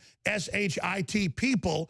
They always invert. Then they say, oh, he said this quote, the same thing, to change the #1 story from the truth to a lie. We have video. They don't. Exactly. Trump has all these witnesses saying he didn't say it. What do you make of this, Roger Stone? I got to tell you, Alex, I've been watching CNN. I've seen Jim just whip himself into a. This is the best day this guy's had in years as they try to trounce on the president. But look, they had to find some way to distract from the fact that African-American unemployment is at the all-time lowest it has ever been in the entire nation's history. They've got to find some way to distract from that. And what better way is this entire charade? Speaking of which, have you been to Haiti recently? If it weren't for the Clintons stealing all of that earthquake relief money, virtually all of it, literally billions, the country is destitute. The situation is dismal there. There is no housing. There are no schools. Disease is rampant. Unemployment is out of control. The country is a basket case. Why? Because after they were hit by natural disasters, Bill, as the head of the UN task force, and Hillary Clinton, heading the U.S. State Department, stole literally every single penny for themselves and their cronies, leaving Haiti in the dismal state it's in today. Imagine if the president announced a press conference or a 30-minute speech to the American people saying, you know, the Clintons stole $2 billion. Even the media admits 99% of the money that was given. They're involved in all this. I've had aid for Haiti. I didn't say these things. And I call for criminal investigations of what they did in Haiti. The Haiti president, everybody's saying they robbed. The robbery is still ongoing.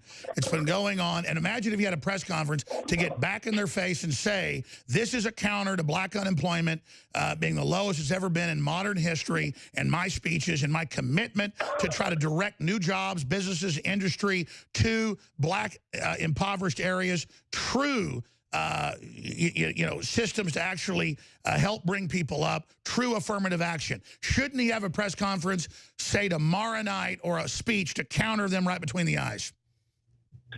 I think it's good advice. I always believe in the immediate counterattack. Now, is there video existing of the president saying this? No. Because I haven't seen any. And the president denies it, and he has witnesses who say he didn't say it. So it looks to me like a mainstream media manufacture, and it's meant as a distraction from the fact that Senator Feinstein got caught red-handed breaking the law in trying to further the Fusion GPS charade. The fact that the economy is cooking like never before, that the North and South Koreans are now at the table thanks to Donald Trump. Oh, my God, we've got to distract from all this good news. Trump is not only making America great, but he's moving us towards peace. So let's manufacture a new crisis in which we're able to call it racist. Exactly.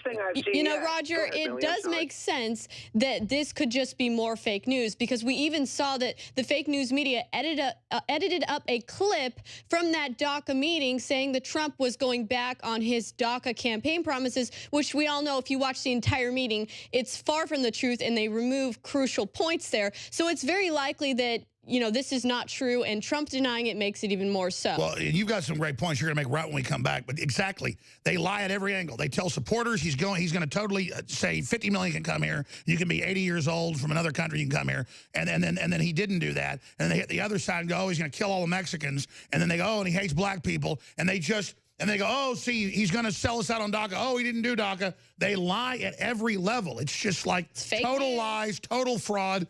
We're going to talk about that with Roger Stone, Millie Weaver, and more straight ahead, Infowars.com. So, Spinal Tap, makes a joke about their hellhole countries like North Korea or Venezuela. I mean, countries that don't have running water and have sewage running down the streets. That's how people do it. You just crap into the street. That's where the term S-H-I-T, hole, comes from. But the president says he hasn't said it. You've got these witnesses saying he hasn't said it. I want to know why the Oxford Dictionary says that they should be shut down and arrested because language is evil. Roger Stone riding shotgun with us. Rob Dew coming up. Millie Weaver, you've got a bunch of points to make, and I want to get Roger's take on what Trump needs to do about this, because you can't sit there while the Washington Post and Jeff Bezos, the richest man in the world from slave labor and government kickbacks, does this. It's time to break his ass right now in his monopoly and take away his the $1.48 he gets on every package. Well, what's pretty clear to me after watching the entire meeting that was aired by the press, where Trump sat down with Democrat and Republican lawmakers to put together this DACA bill, what was apparent was that the Republicans were more than willing to compromise. And actually, there were a good amount of Democrats that were willing to compromise. But there seemed to be a handful, like Senator Feinstein and others, that wanted to come out and say, well, no, we just want DACA, but we don't want to have to give an inch. We just want DACA. We don't want to give on the border security, which we know Trump is trying to push through with that. And so what I feel is that Trump made statements on Twitter that they put forward a really bad offer, which most likely we can assume he rejected. And this is the Democrats' way of throwing a hissy fit. Throwing a fit saying, look, the DACA thing isn't going to go through because Trump's a racist, not because we aren't willing to compromise. And that is exactly what they're trying to do here. Yeah, so they just cooked it up and made it up. Exactly. And he's got to just counter that. Roger Stone, I mean, what does Trump need to do right now? I mean, this isn't really hurting him. In fact, it's backfiring, even though he didn't say it. People are going, yeah, Haiti is a crap hole or whatever. You know, didn't put down the people. It's a crap hole because the Clintons robbed it. Well, look, Alex, Donald Trump is the greatest counterpuncher in American politics, maybe the greatest counterpuncher in our American political history. And he needs to get on offense. This is obviously a calculated distraction from the fact that he's succeeding across the board. Record stock market, unemployment at all-time lows. African-American unemployment at the all-time low. The South and North Koreans in peace talks. ISIS on the run. A solid conservative on the U.S. Supreme Court. Trump is delivering in spades. The Democrats must distract somehow from it. If I were the president, I would use the bully pulpit. I would call for a televised address to the nation, and I would get out there and counterpunch. The greatest single amount of chutzpah I've seen is a tweet I just read from Hillary Clinton, which accuses the president of being racist. Racist, Hillary? No, denying your husband's son, Danny Williams, banishing him. That's racist. Calling black people super predators and passing laws to give them more time for the same drugs. We can play the clips of her saying it.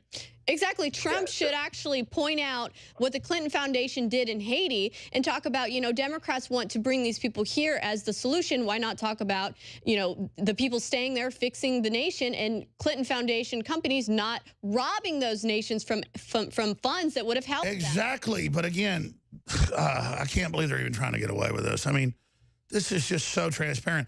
Roger, this shows they're not giving up. I mean, listen, I'm against monopolies anyways, but you've got Google, Facebook, Twitter, all admittedly involved in censorship. You got Bezos owning the Washington Post as fake news.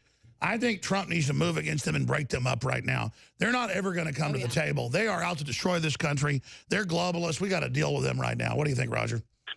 Well, but then you saw the president, solid instincts on the massive citizen surveillance bill before the United States Senate, tweets correctly that this is being used to spy on the American people, had been abused in the spying on his campaign, and then the very people that he hired, the people he appointed, and the quislings in Congress get to him, and they turn him around. Again, the president's instincts correct, the people around him undermining those instincts. So he's got to get back on offense and realize this is all a giant mainstream media Democratic bait and switch. We've got to get people distracted from the fact that Trump is delivering, that America is on its way back. I'm for the fireside chat. I'm for the televised national address to the country. The country would be riveted, and the president would regain the initiative. And they'd have to, not just a press conference, not just him, occasionally out talking to some firefighters. He needs to just look right in that camera and go over his points and go on the attack about the foundation, the Clintons. Look how fast Ted Cruz quit when he brought up his dad in the CIA and all that in the Bay of Pigs. I mean, he needs to go on total offense. But like you said, we now know why this happened.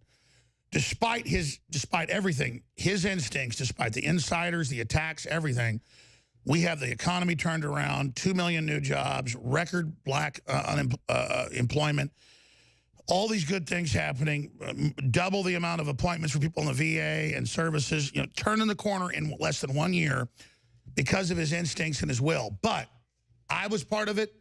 We were all conned by it, or at least most of us. Bannon goes in. We want to believe he's the good guy. The media told us he's the bad guy, so he must be the good guy.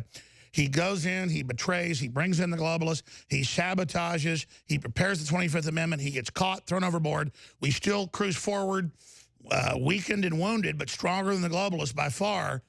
And it's just so clear that now, because of Bannon, who brought in the coterie of globalists, the president isn't able to implement everything. And if they weren't in the way, where would we be, Roger, right now if it wasn't for Stephen Bannon and his Benedict Arnold, Judas Iscariot type activity?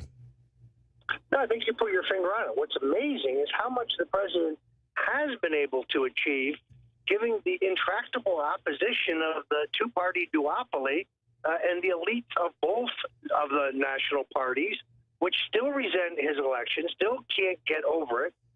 He not only has their deep enmity, but their resolve to remove him has not flagged a single inch. I go back to New Year's Eve when we were high-fiving each other, and I said, you know, we're at a high point right now, but they will still seek to take him down. They will never admit his success. Despite his they hate his love for this country. They hate the fact that he's committed to a reform agenda and that he's destroying the... Well, they call it mentally ill. They call it mentally ill. You're supposed to be a psychopath and screw all the people of the world. The things he's doing for us will raise wages globally. They've been a race to the bottom, like Ross Perot said. The elites want totally poor people in coffin apartments they control. Bezos admits that. And then Trump's countering that with a prosperity message. And all these people, Africa's being told you can't have cars, you can't have air conditioning by Obama. Trump says, yeah, you can have it all. And it's so obvious. It is obvious. And, you know, Roger, I have a question for you. Do you think that it's possible that we could actually see the president come out and address the Project Veritas videos on Twitter and the censorship that has been going on and discrimination against people who have certain political... Imagine a weekly address on each of these topics. Exactly. It would devastate them. Like a fireside chats of issues, and he goes on the offense instead of always being on the defense for the fake news. What we're saying is it must happen. They need to stop tying his hands, his instincts. Gosh, but the thing is that he's got advisors who'll give him disinfo. It's just, Roger, what do we do? This is so riveting. I can't turn away. Well, you're exactly right. They are moving very, very, very quickly to shut down our access to social media. The reforms announced by Facebook yesterday, if you read... It says if it's not friendly and nice, we're banning it, but the Democrats can say they're going to murder us. If we say, don't murder me, that's bad. Well, and there's a direct quote. We're going to be showing you less news and more of what we want you to see. They're closing down channels on Facebook. Millions have already been disenfranchised. I know Republicans and conservatives and liberty-minded folks who own major Facebook channels who have lost millions and millions of followers and access in the last 72 hours. This is coming very rapidly. The president crows about his prowess on social media, but he has to come to grips with the fact that they are moving aggressively to shut him down. By the way, the Communist Chinese 2 years ago announced this, where if you don't support their system, they're going to downgrade you on their own social media. And now they're showing you going, be positive, go along, shut up, and we'll make you big. If you don't, you're gone. But then by the time they've got everybody, they shut that down too. Now is the time. Our country has never been more divided now that we have social media. If you really think about it, it's because we have these... Oh, it was designed for a globalist takeover. We used it to defeat them. They're trying to create a civil war. They're trying to create division. And then when you have Democrats out there in the media saying, oh, we're going to punch the president. Oh, you know, president is racist without any... Sitting governor of Virginia. Exactly. But then he can say that. That can be on Twitter, Google, and Facebook. We just can't say that's wrong. That's not coming together in the little cult with the trendy, so that can't be heard. No, we're just going to call for Scalise's death and Trump's death, and you're going to sit there and take it. I want to come back with both of you after the 70-second break and recap this, Millie, because this is it. This is the fight. You want to defend the Republic. Trump was only the beachhead. You have to hand spread the live links. You've got to absolutely support these transmissions, or they're going to win, and then Katie bar the door. That's right. And you know what?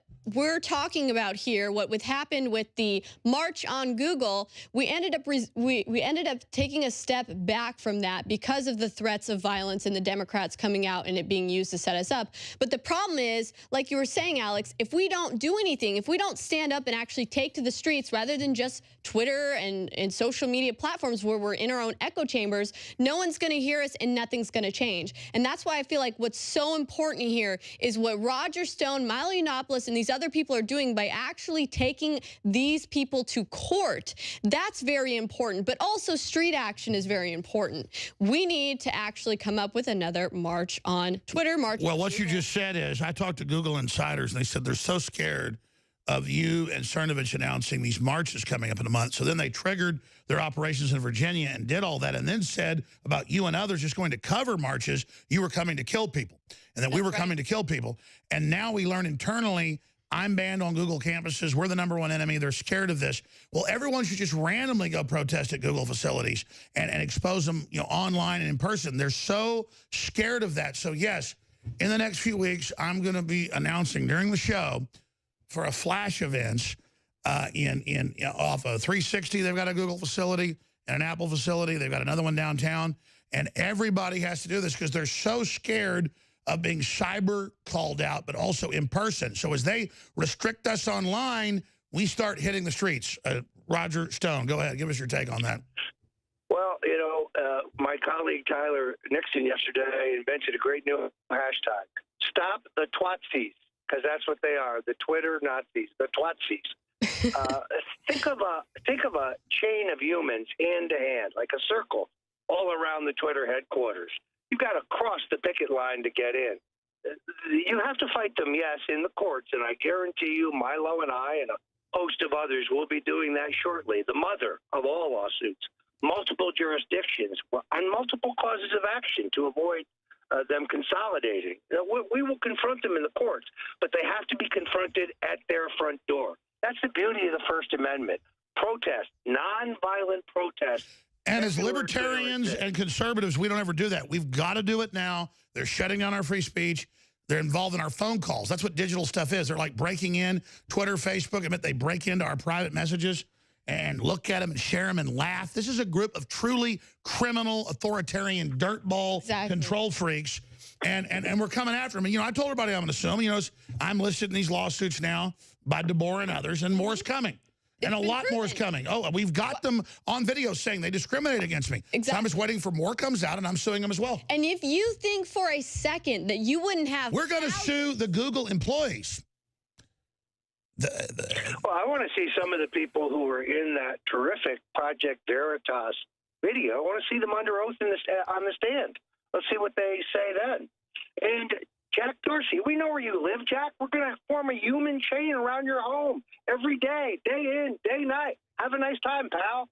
It's peaceful. It's the First Amendment. Get ready, buddy. It's coming. It's the First Amendment at its best. Thank you, Roger Stone. We'll talk to you soon. Go ahead, Millie. And, you know, if you think for a second that liberals, if they were being discriminated against on Twitter or YouTube, that they would just sit back and not do anything about it or just say, oh, let's just use a different platform. No, they sue. You don't bake gay guys a cake, they sue you. Exactly. Fine. But we're not even, I mean, we're not allowed to have any access to anything? We have to sue. Because we're SHIT people. They have them on video calling us shit. Excuse me. They have us on video calling us, you know, calling us shite. But see, they've got a made-up quote. So they can discriminate, but the cake maker can't. Sorry, but this is grounds for lawsuits. This is grounds for massive protests. And you know that liberals would be doing it if it were them. So we need to do it. Well, they've hired a bunch of racist minorities and told them it's your time to suppress white people for what happened 100 years ago. I mean, that's what they've done. We'll be back with the key to this whole operation. Stay with us. Thank you, Roger. Millie, stay there. We'll introduce Rob Dew. All right, Rob Dew taking over in this hour. We've got Millie Weaver now in the control room with some final comments. I'm Alex Jones, your host. But let me just explain this right now. There's some truth to people that say Facebook, Google, Twitter, you know, their properties like YouTube, they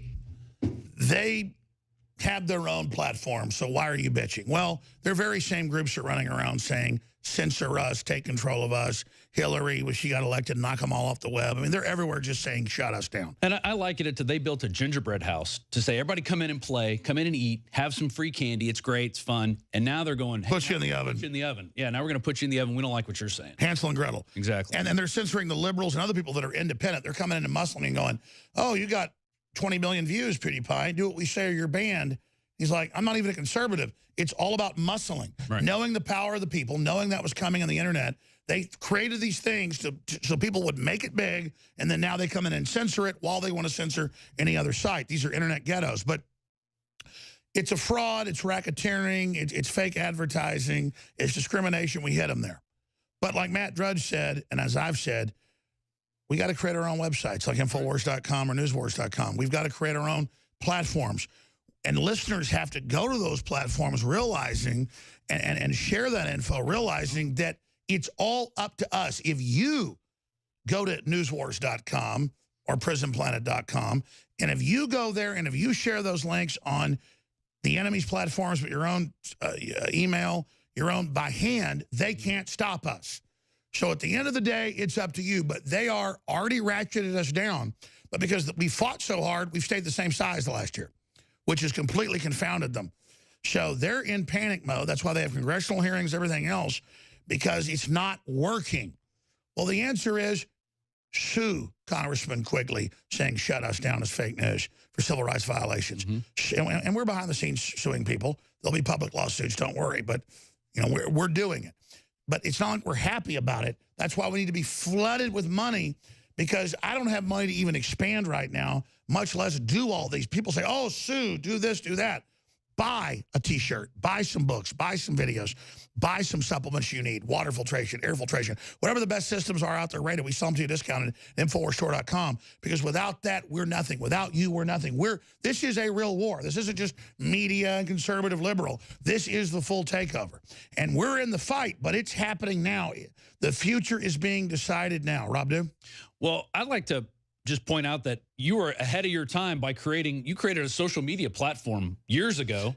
It ended up, you know, kind of dying. Because well, it got infiltrated, and it wasn't all fancy with, you know, CIA money, but, you know. Right. You didn't have CIA backing. You didn't have the push to the front. But still, it's people that need to make things like that, like their own social media sites, to take away. And then Gab did, and Google bans it on there and then calls for it to be shut down. Right. They don't want competition. And it's like, hey, if you don't like what the people are saying on Gab, don't respond to them or don't follow them. But it's way beyond all that. We're under total criminal censorship attack. Oh, yeah. Bezos is making $1 billion every 2 days off the scams he runs and government funding. The Washington Post is literally the enemy of this country, because we keep being reasonable. Right. You know, we keep just kind of looking at the facts and the evidence and, debating this and polishing that. The globalists are absolutely in total war against the recovery, against the president, against all of us. Yeah. No more just sitting there like pundits analyzing this. And James O'Keefe hit it on the head. They use the word S-H-I-T-T-Y against... Because they're on video calling all whites, conservatives, Trump supporters, veteran supporters, WikiLeaks, shit people. Yeah. Delay that. Because we can't do that. We're not upper-class elite liberals. They're allowed to say it because it's documentary and they're okay. We can't. And then 3 hours later, they come out with the same thing. Oh, Trump said this. Who do we have? We have people, according to people familiar with their reactions. Those people weren't even in the meeting. According to people familiar with their reactions. People in the meeting say he didn't say it. Of course they're lying. Of course. Garbage. You're going to be taking over soon. Millie Weaver, final comments. Well, it's obvious that we are seeing social media networking companies right now fighting for the right to control their chattel. They're brainwashed masses. Well, it's beyond that. So They're saying we're going to social engineer with algorithms what you're allowed to even talk about to engineer you where you don't interact in the real world. You interact through cyberspace, and then in this virtual reality, we condition you to behave the way we want, or you don't get human activity. We put you in solitary confinement. They are creating their own echo chambers through their bots, through their algorithms. So if we were to just say, hey, let's just leave and only be on our platforms, we miss the opportunity to awaken the masses that are still watching CNN and watching Don Lemon and believing the lies and disinformation. So we have to fight. We have to stand our ground. And you know that if the liberals were being discriminated off these platforms, they would do the same. So we have to do it. Again, that's they're not my liberals. final comment. I agree. They're authoritarians. I just thought people could go online and act like fake liberals for a few months and build it up and then say it was all fake just to show people. But listen, they found people that only want social media power. They get the dopamine of getting promoted, so they don't care what the truth is. There could be a cure for death. These people don't want it. They have chosen people in these things that are literally pure scum. And so some say the answer is leave Facebook, Twitter, and Google. And I agree. The president needs to break it up. Google, Facebook, and Twitter are a greater threat than Hitler, who wanted to conquer the world, because they're scientific, they're committed, they're evil, they're using psychology. So I agree. It's now time to shut down Google. They want to shut our speech down? Right. It just hit me. Fine. It is time to have congressional hearings and all of it, and not just break it up. It's time for Google, Facebook, Twitter, and all these groups as criminal international crime syndicates with everybody's personal data, as we're going to break next Monday, sharing our photos, our videos, turning our cameras on, recording it as intelligence agencies. It's time for Facebook, Google, Twitter to be shut down as criminal operations, just like the Soviet Union or Nazi Germany. It is time to shut them down. It was all started with dirty money. CIA funding is what started the leftist CIA money. Exactly. And it was to create this panopticon that we're in right now, this social media panopticon where they try to control everything you want to say. And that is the danger that we're in right now. We do have to break free. I mean, you just read Zuckerberg's statement of what he's saying they're going to start doing. I mean, he put this out yesterday. He's basically saying we're shutting people down. We're shutting people down, but he does it with a smile. Remember the velvet glove over the iron fist? That is what is going on again with Facebook. He announced, like, if it's not loving and liberal, we're shutting it down. Yeah. He says if it's not friendly, and then meanwhile, they're all in there saying, we're going to kill you. We're going to murder Trump. Sitting governors are saying, I'm going to punch the president out. Hashtag hunt Republicans. Keith Olbermann saying, I'm going to kill everybody, cussing, screaming. If you say it's wrong to say kill people, you're shut down. Exactly.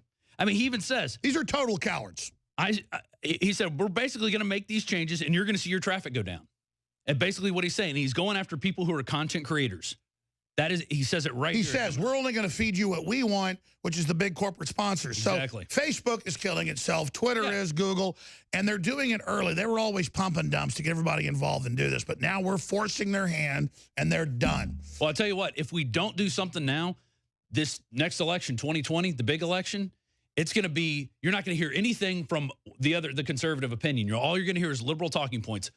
And Antifa is going to come out like we can't even go to the we can't go to the They're Capitol. going to be allowed to shoot people. There's guys with guns, and the cops go, they're Antifa, they're allowed. And they go, you don't come in here. Right. And it's like, whoa. And they're like, black kids can't go to school, you know, until Eisenhower sent in the troops. The Democrats, you know, were not letting them do it. The Democrats said, no, black kids can't go to school. Millie, closing comment before Rob Dew takes over. Well, you know, in the 1930s, the telephone companies were broken up because they had a monopoly on the system, and Congress did this because you wouldn't want someone discriminating, saying, hey, you know, you can't call these amount of people or have the same access. They turned it into somewhat of a public utility. Now, I'm not necessarily saying let's turn these companies into public utilities, but something needs to be done about the discrimination for people and their political affiliation.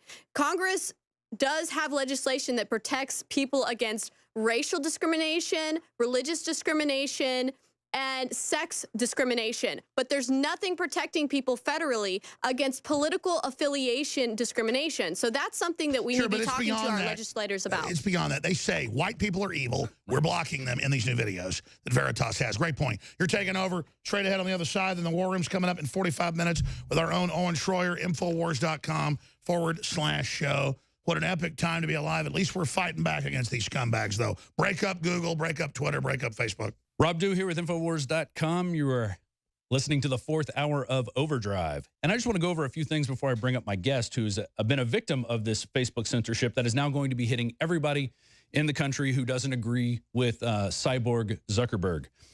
And I even want to read some of his statement, which we'll read throughout the hour. And but first, yesterday, bombshell, undercover video, Twitter engineers admit censoring conservatives. And it comes out on the video that they're calling people SHITTY people.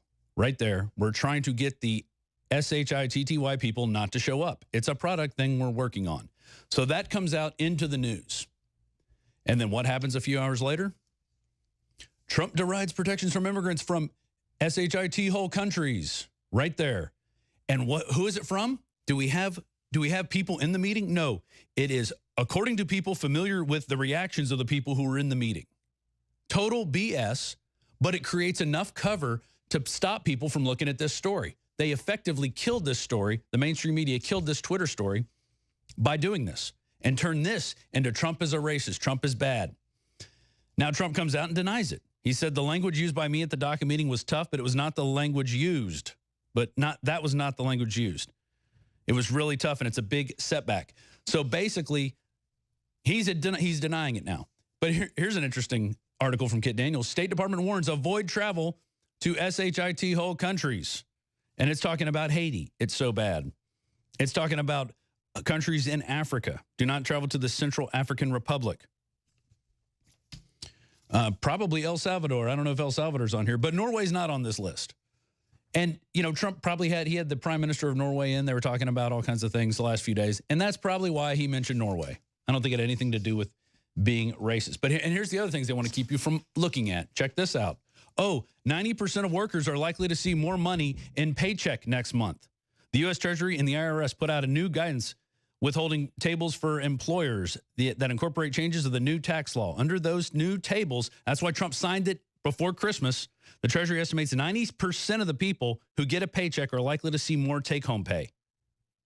So employers have till February 15th to incorporate the new changes. So 90% of workers, people out there busting their butts in this economy, are going to see more take-home pay. I know Nancy Pelosi says it's not that much because she's a multimillionaire. She takes your money and spends it on whatever she wants. She sucks you dry and goes, oh, it's a pittance to the people. Watching her make those comments. Disgusting. And here's what else they want to hide. Strongest holiday sales since Great Recession, up 5.5%, topping industry's forecast. They thought it'd be about between $678 billion and $682 billion. It was $691.9 billion, nearly $700 billion spent. And that was retailers for the holiday season. And all this, the Twitter story done by Project Veritas, great job. I can't wait to see what they drop on Monday.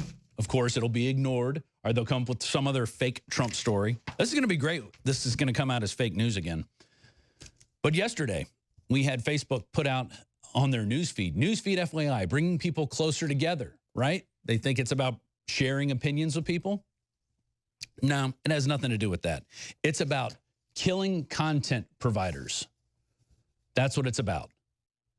And they put it on this lovely smile face where Zuckerberg walks around and smiles at you and has everybody in virtual reality glasses, and he's smiling because he's not in them, and he just walks around. Yeah, you people are scum.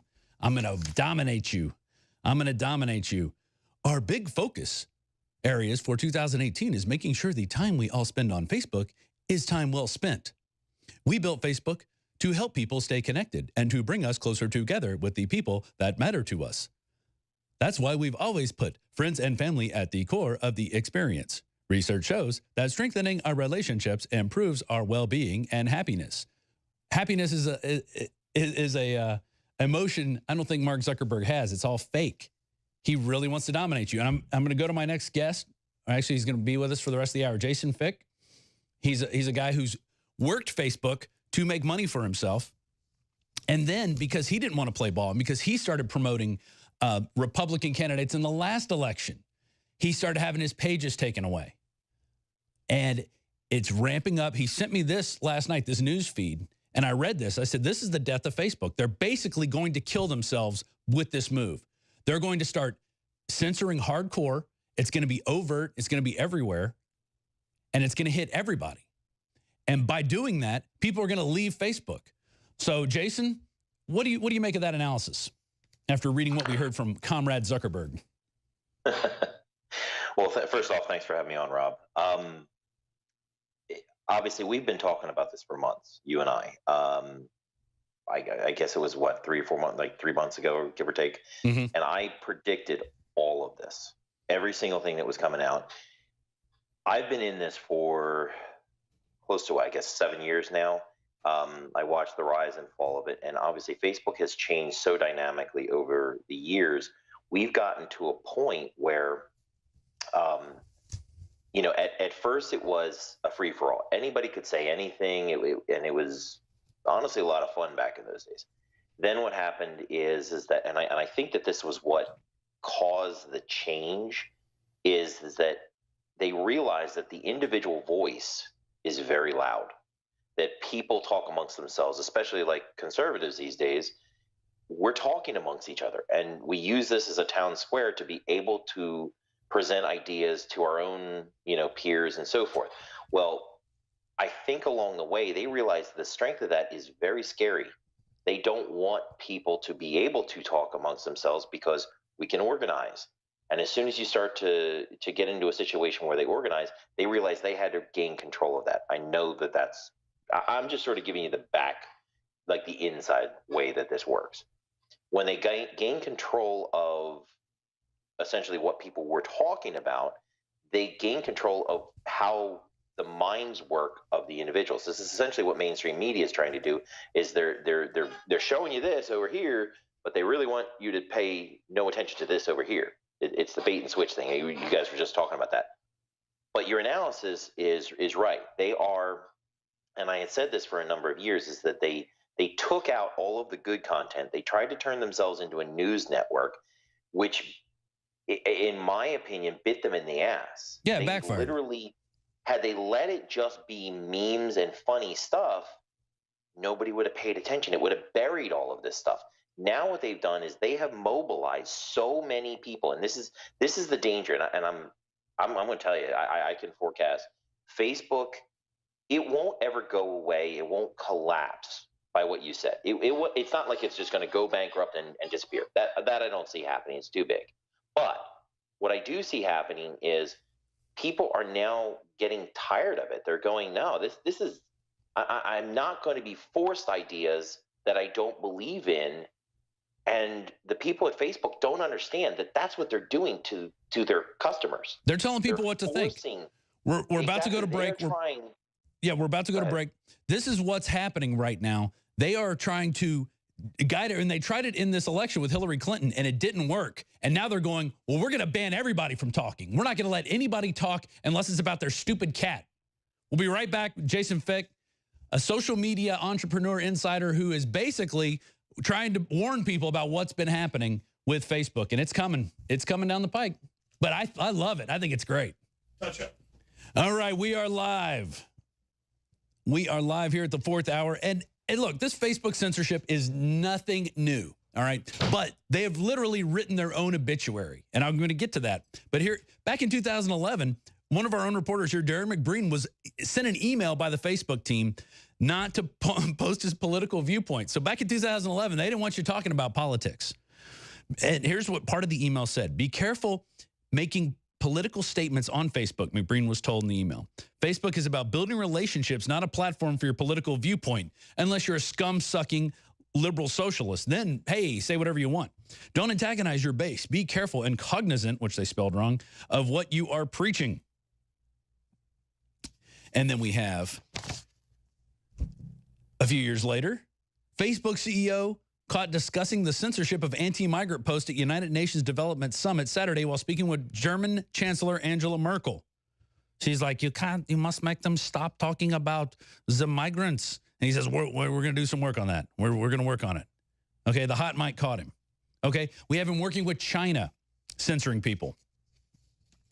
And then here's his obituary right here. He wrote his own obituary. A lot of people do that. A lot of famous people like to write their own obituaries. Well, here it is right here. And here at the bottom, I will read it in Mark Zuckerberg voice. Now, I want to be clear. By making these changes, I expect the time people spend on Facebook and by some measures of engagement will go down. But I expect the time you do spend on Facebook will be more valuable. And if we do the right thing, I believe that it will be good for our community and our businesses in the long term, too. Okay? Basically what he's doing, he's going to kill the news feeds. Something that they touted. Oh, hey, we're going to be bringing you news. We're going to be bringing you news.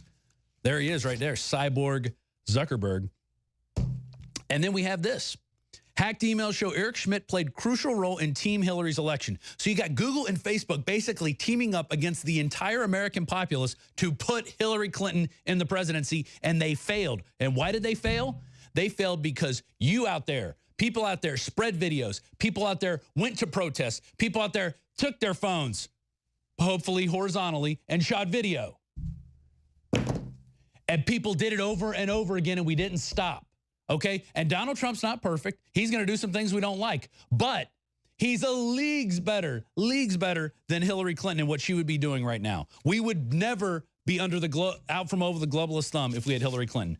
Jason, your comments on what I just said. I also want you to talk about how they started hitting you in 2012.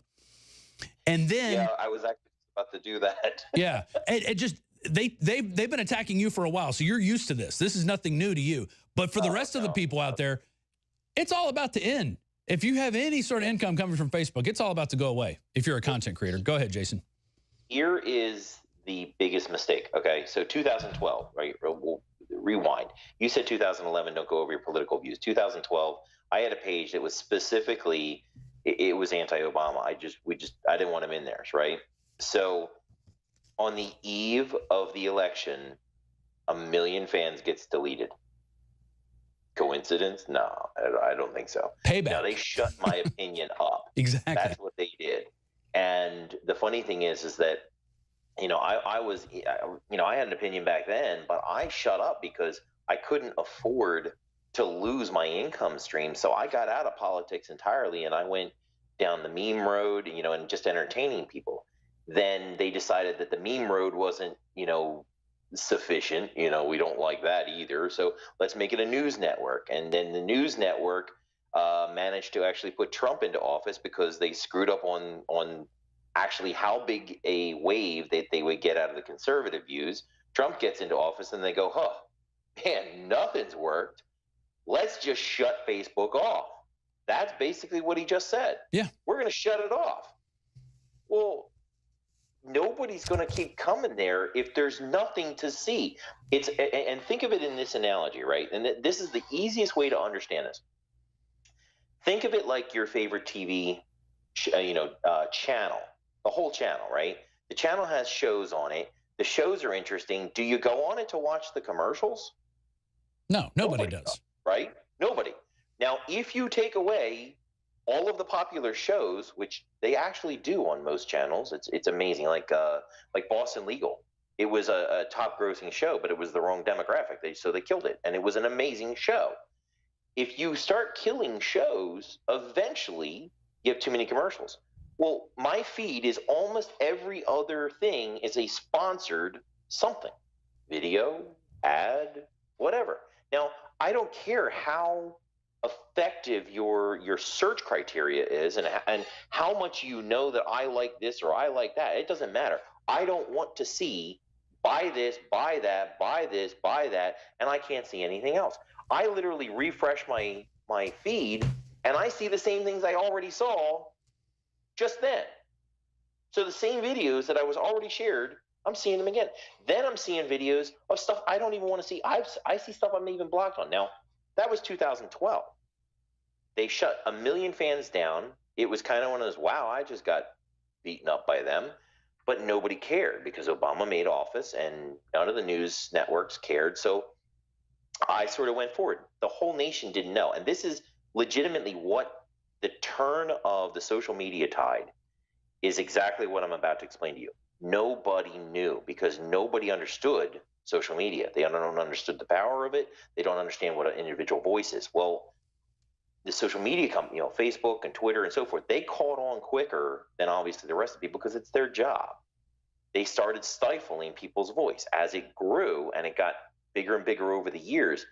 And, I didn't want to be the one that went out there and said, there's a couple of revelations, obviously you and I have talked. There's some things that I've done that are monumental and nobody even knows. Because I didn't want to be the figurehead because I knew that they would just take me down. So ultimately, this voice that we created, they kept like crushing it down, and then they had algorithms that actually catch words. And then if you use the wrong words, now they originally built that because people were saying like and share this. So if it said like, share, and comment, it pretty much crushed your reach instantly. There are so many things that you just can't do that they just decided. Well, fast forward, 2016 rolls along. Sure enough, they shut down 14 million of my fans. 14 million.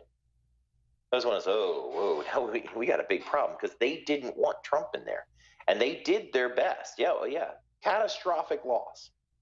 Yeah, we're showing some of your feed right now, how it just drops off to nothing.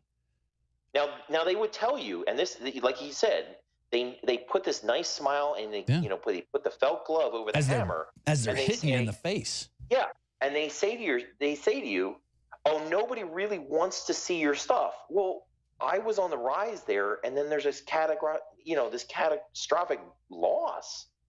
Where did it go? It was simple as this. They don't want people to see what they actually want to see. They don't want you to see it. No. So the thing is that they now, what the problem is, and it's kind of like critical mass. They have hit a point where guys like me that were in the industry, we knew this 5 years ago. We knew it was coming. And like I had to talk to you about, I started to back out of the whole Facebook game and the social media game. That game is dead. And when that dies, when people cannot survive on there and the content there isn't enough content for everybody to be able to see, you will have all commercials. And when you have all commercials, guess what happens? People leave. Yeah. Exactly. People leave. People stop going to it. And so it's a self-implosion. They're self-immolating right now, which I kind of celebrate. I'm glad Facebook is going to die because, hey, they even admit spending too much time on there is bad for you. Facebook does that. They have social scientists and sociologists literally trying to figure out how to make you depressed and hate yourself. So we'll be right back with our final segment of the 4th hour of Overdrive. Thanks for watching. Infowars.com/show is the live stream you need to send out to everybody you know, and do it. Don't wait for Facebook to do it. Paul Watson has a new video out. I believe it's called The Truth of SHIT Holes, or SHI Holes. And he also put this tweet out. Haiti versus Dominican Republic. Same island. One is an S-hole, one is nice. This is about poverty and crime. It has nothing to do with race. And then Michael Zimmerman replied to it. Look at these two photos. One's from the Dominican and one's from Haiti. Boom. Very true. I took both these photos on the same island. Go back to what he's saying there. But look at that. Wow. Can you guess which country is Haiti? And there you go. The State Department calls these same places S-holes. But we're not supposed to do it, and the president can't do it. And now Facebook and Twitter and everybody want to shut the president down. They don't want him talking. They don't want people who like the president talking. They tried to do it in 2015, 2016. It failed. And now my next guest, he's going to tell you, my guest here, Jason Fick, is going to tell you what they're going to do next because it's not going to end. This doesn't end. This is going to be a little bit of a battle as Facebook dies and tries to choke the life out of you as they're dying. So, Jason, tell us what's coming up with Facebook and what are they going to do next? Okay, so there's a couple things in here. You made a statement about, it's good to see Facebook die. Facebook shouldn't die. I mean, it really is a good platform for everybody. But one thing that I would say directly to Mark Zuckerberg and to the upper staff of Facebook is that realize one of the problems you have right now is we've hit critical mass. Too many people know that you're screwing them, that you're just shutting them down. That won't work. We are going to push back. They said that about the NFL. That didn't work out so well for them, did it? I said, but I want you guys to, and I said this to you, Rob, last night, is I want everybody to understand where we're at right now is, and I warned you, and I told a number of people this months ago, that they were going to shut the president down. Now, they claimed, on Twitter that it went down for 10 minutes and it was a rogue situation, but they always test everything first. Just let that sink in. But more so in James O'Keefe's, and I got to commend him. Yeah. Excellent job, sir. Excellent. Story of the year already in January. In his video, nobody's paying attention to the words when he says that they are discussing shutting the president down. All of the other stuff is obviously amazing content, but that in itself is that, let this sink in. A guy at Twitter who sits behind a keyboard, unelected, has the ability to shut down the president of this country. Right. It's amazing. That is not power that he should have. No, not at all. And this has nothing to do with First Amendment. This has nothing to do with private companies. This has nothing to do with your CDA. This has to deal with too much power is in the social media's hands. And I've been trying to get this information to the basically to the president's office. I've been speaking with Roger Stone about this, and he caught on immediately. This is probably the biggest problem in the United States right now. Yeah, because if they can cut off communication, it's over. Dangerous. 2020 is going to be over. Well, the thing is that most congressmen and most upper government that has never had a ban. They don't understand that when a ban happens on Facebook, you can't talk to people. They shut down your communication. Right. They literally shut your messaging off. And now they messaging is tied in with your SMS, so they could actually turn off your SMS. There is way too much reach on social media, way too much. And the reality is that it doesn't matter about guys like me. It doesn't even matter about Alex Jones or you. The reality is that the nation has caught on. Too many people have realized it. Now we've hit critical mass. This is the point at which the nation's going to push back and say, no, this isn't okay. I don't like being told what I'm supposed to think, what I'm supposed to say, who I'm supposed to talk to, and how they can shut down my president. We voted him in there. We want to keep him there. Yeah, exactly. And now you've been talking with some people inside Facebook because you're not intimately involved with Facebook, but like creating things, being a content creator, actually bringing people to Facebook. You've been instrumental in doing that. So what are you hearing on the inside? This is an inside exclusive. So here is some information. There are people within Facebook. There's a war going on because Facebook is not 100% liberal. Not everybody in there believes in what they're doing. So you've got this internal war, but again, people don't want to lose their jobs. They make very good livings. But the reality is that they also are talking to people on the outside world going, there's things going on with Facebook. Well, what I have heard is, and this is coming from inside of Facebook, Facebook is terrified of having Mark Zuckerberg going before Congress because, and this is as it was told to me, is that as awkward as he seems online, he is 10 times more awkward in real life because as much as he owns and operates and built a social network, he doesn't understand what it is to socialize. The guy doesn't even understand what it's like to be middle class. Right. He's gone right from college to billionaire. I mean, and if Mark Zuckerberg's watching this, understand something. You could be a legacy here. Forget the negatives of this. You want to do positive, give it back to the people. There were hundreds of thousands of people that were being employed by Facebook. Hundreds of thousands of them. Moms that were sitting at home that couldn't go to work because they had 3 children and they were making $500 a week entertaining. And you took that away from everyone. So, I would say the same thing. Mr. Trump, if you want to get jobs back, force this to happen. Force it. Because what's going to happen is those hundreds of thousands of people that lost their jobs to give it back over to the sponsorships and the corporations and everybody else that's huge, they took it away from everyone. And yes, I get it. It's a private company.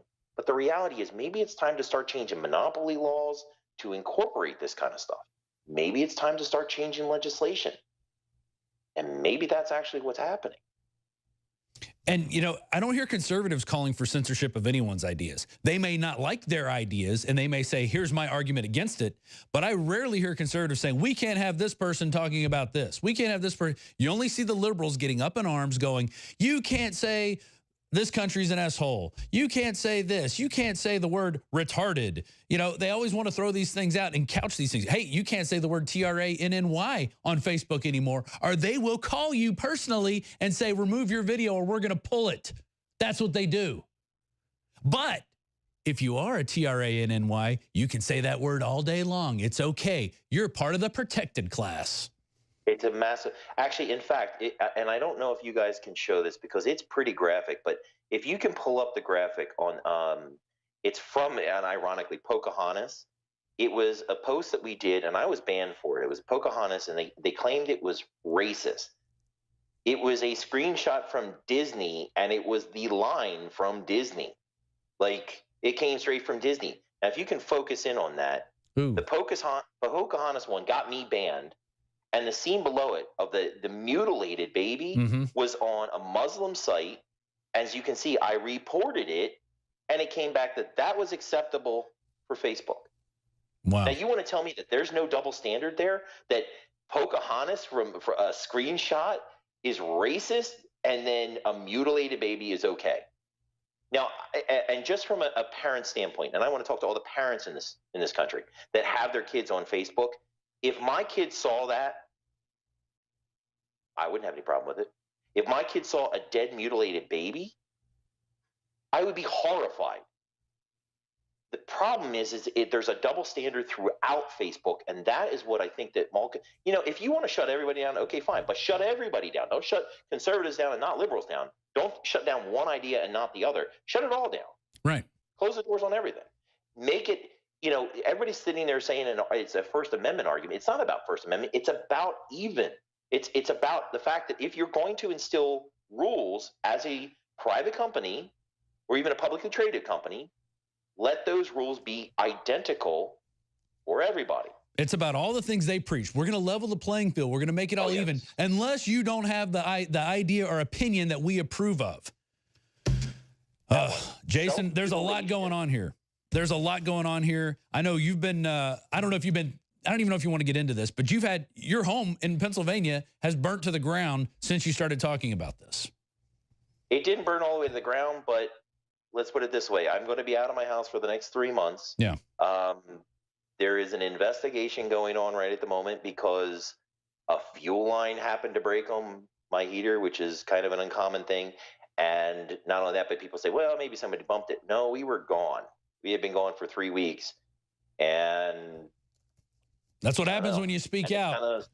When you start pushing back, they push back even harder. That's why we got to stand up. We got to stand up. We're out of time. Jason, thank you for joining us, Jason Fick.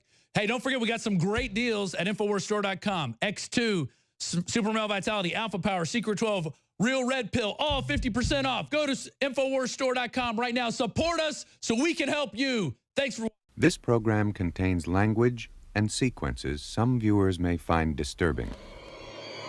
The nation and all of our freedoms hang by a thread, and the military apparatus of this country is about to be handed over to scum who are beholden to scum. Russian scum.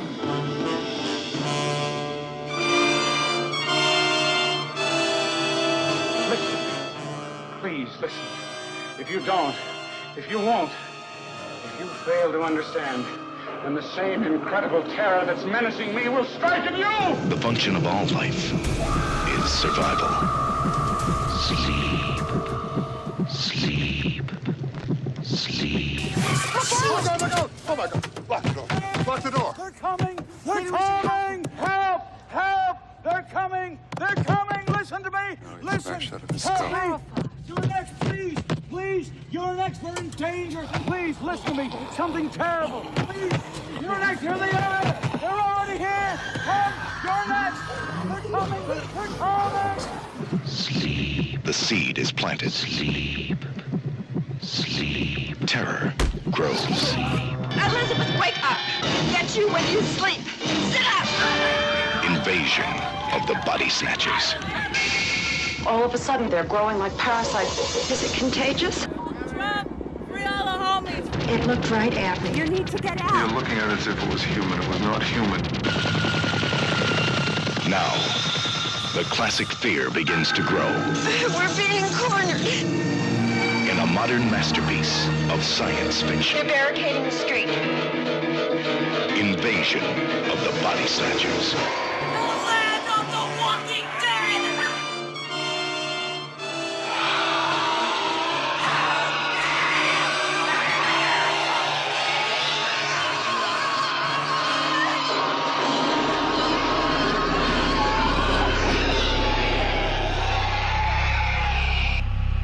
If you are receiving this transmission, you are the Resistance.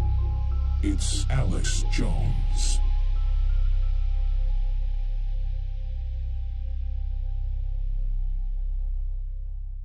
As the InfoWars family of listeners and viewers know, we are always researching and bringing you the very cutting edge of high quality products. And that's especially true when it comes to nutraceuticals and supplements.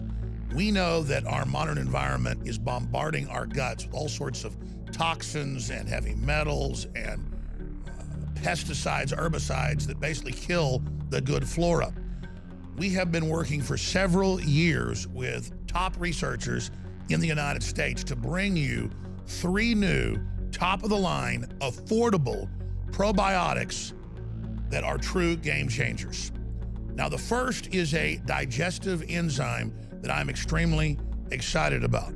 All of us know that if you eat a lot of meat and a lot of protein, and you don't chew it properly, sometimes there's buildup. You can even rot inside your guts, causing diverticulitis, you name it.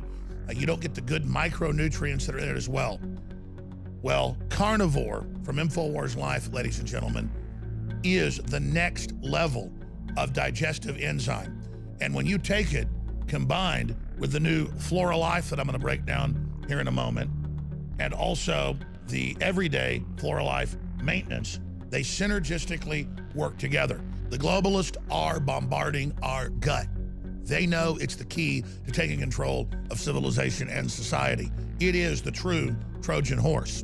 And whether it's our new digestive enzyme, Carnivore, or whether it's the new Flora Life Advanced Restoration or the Flora Life Everyday Maintenance, it is critical for you and your family to have healthy guts, and it is undoubted that there are serious benefits from proven high-quality probiotics. There are some similar formulas out there that are at least 3 times the cost of this. And people think because they're paying more, it must be the best.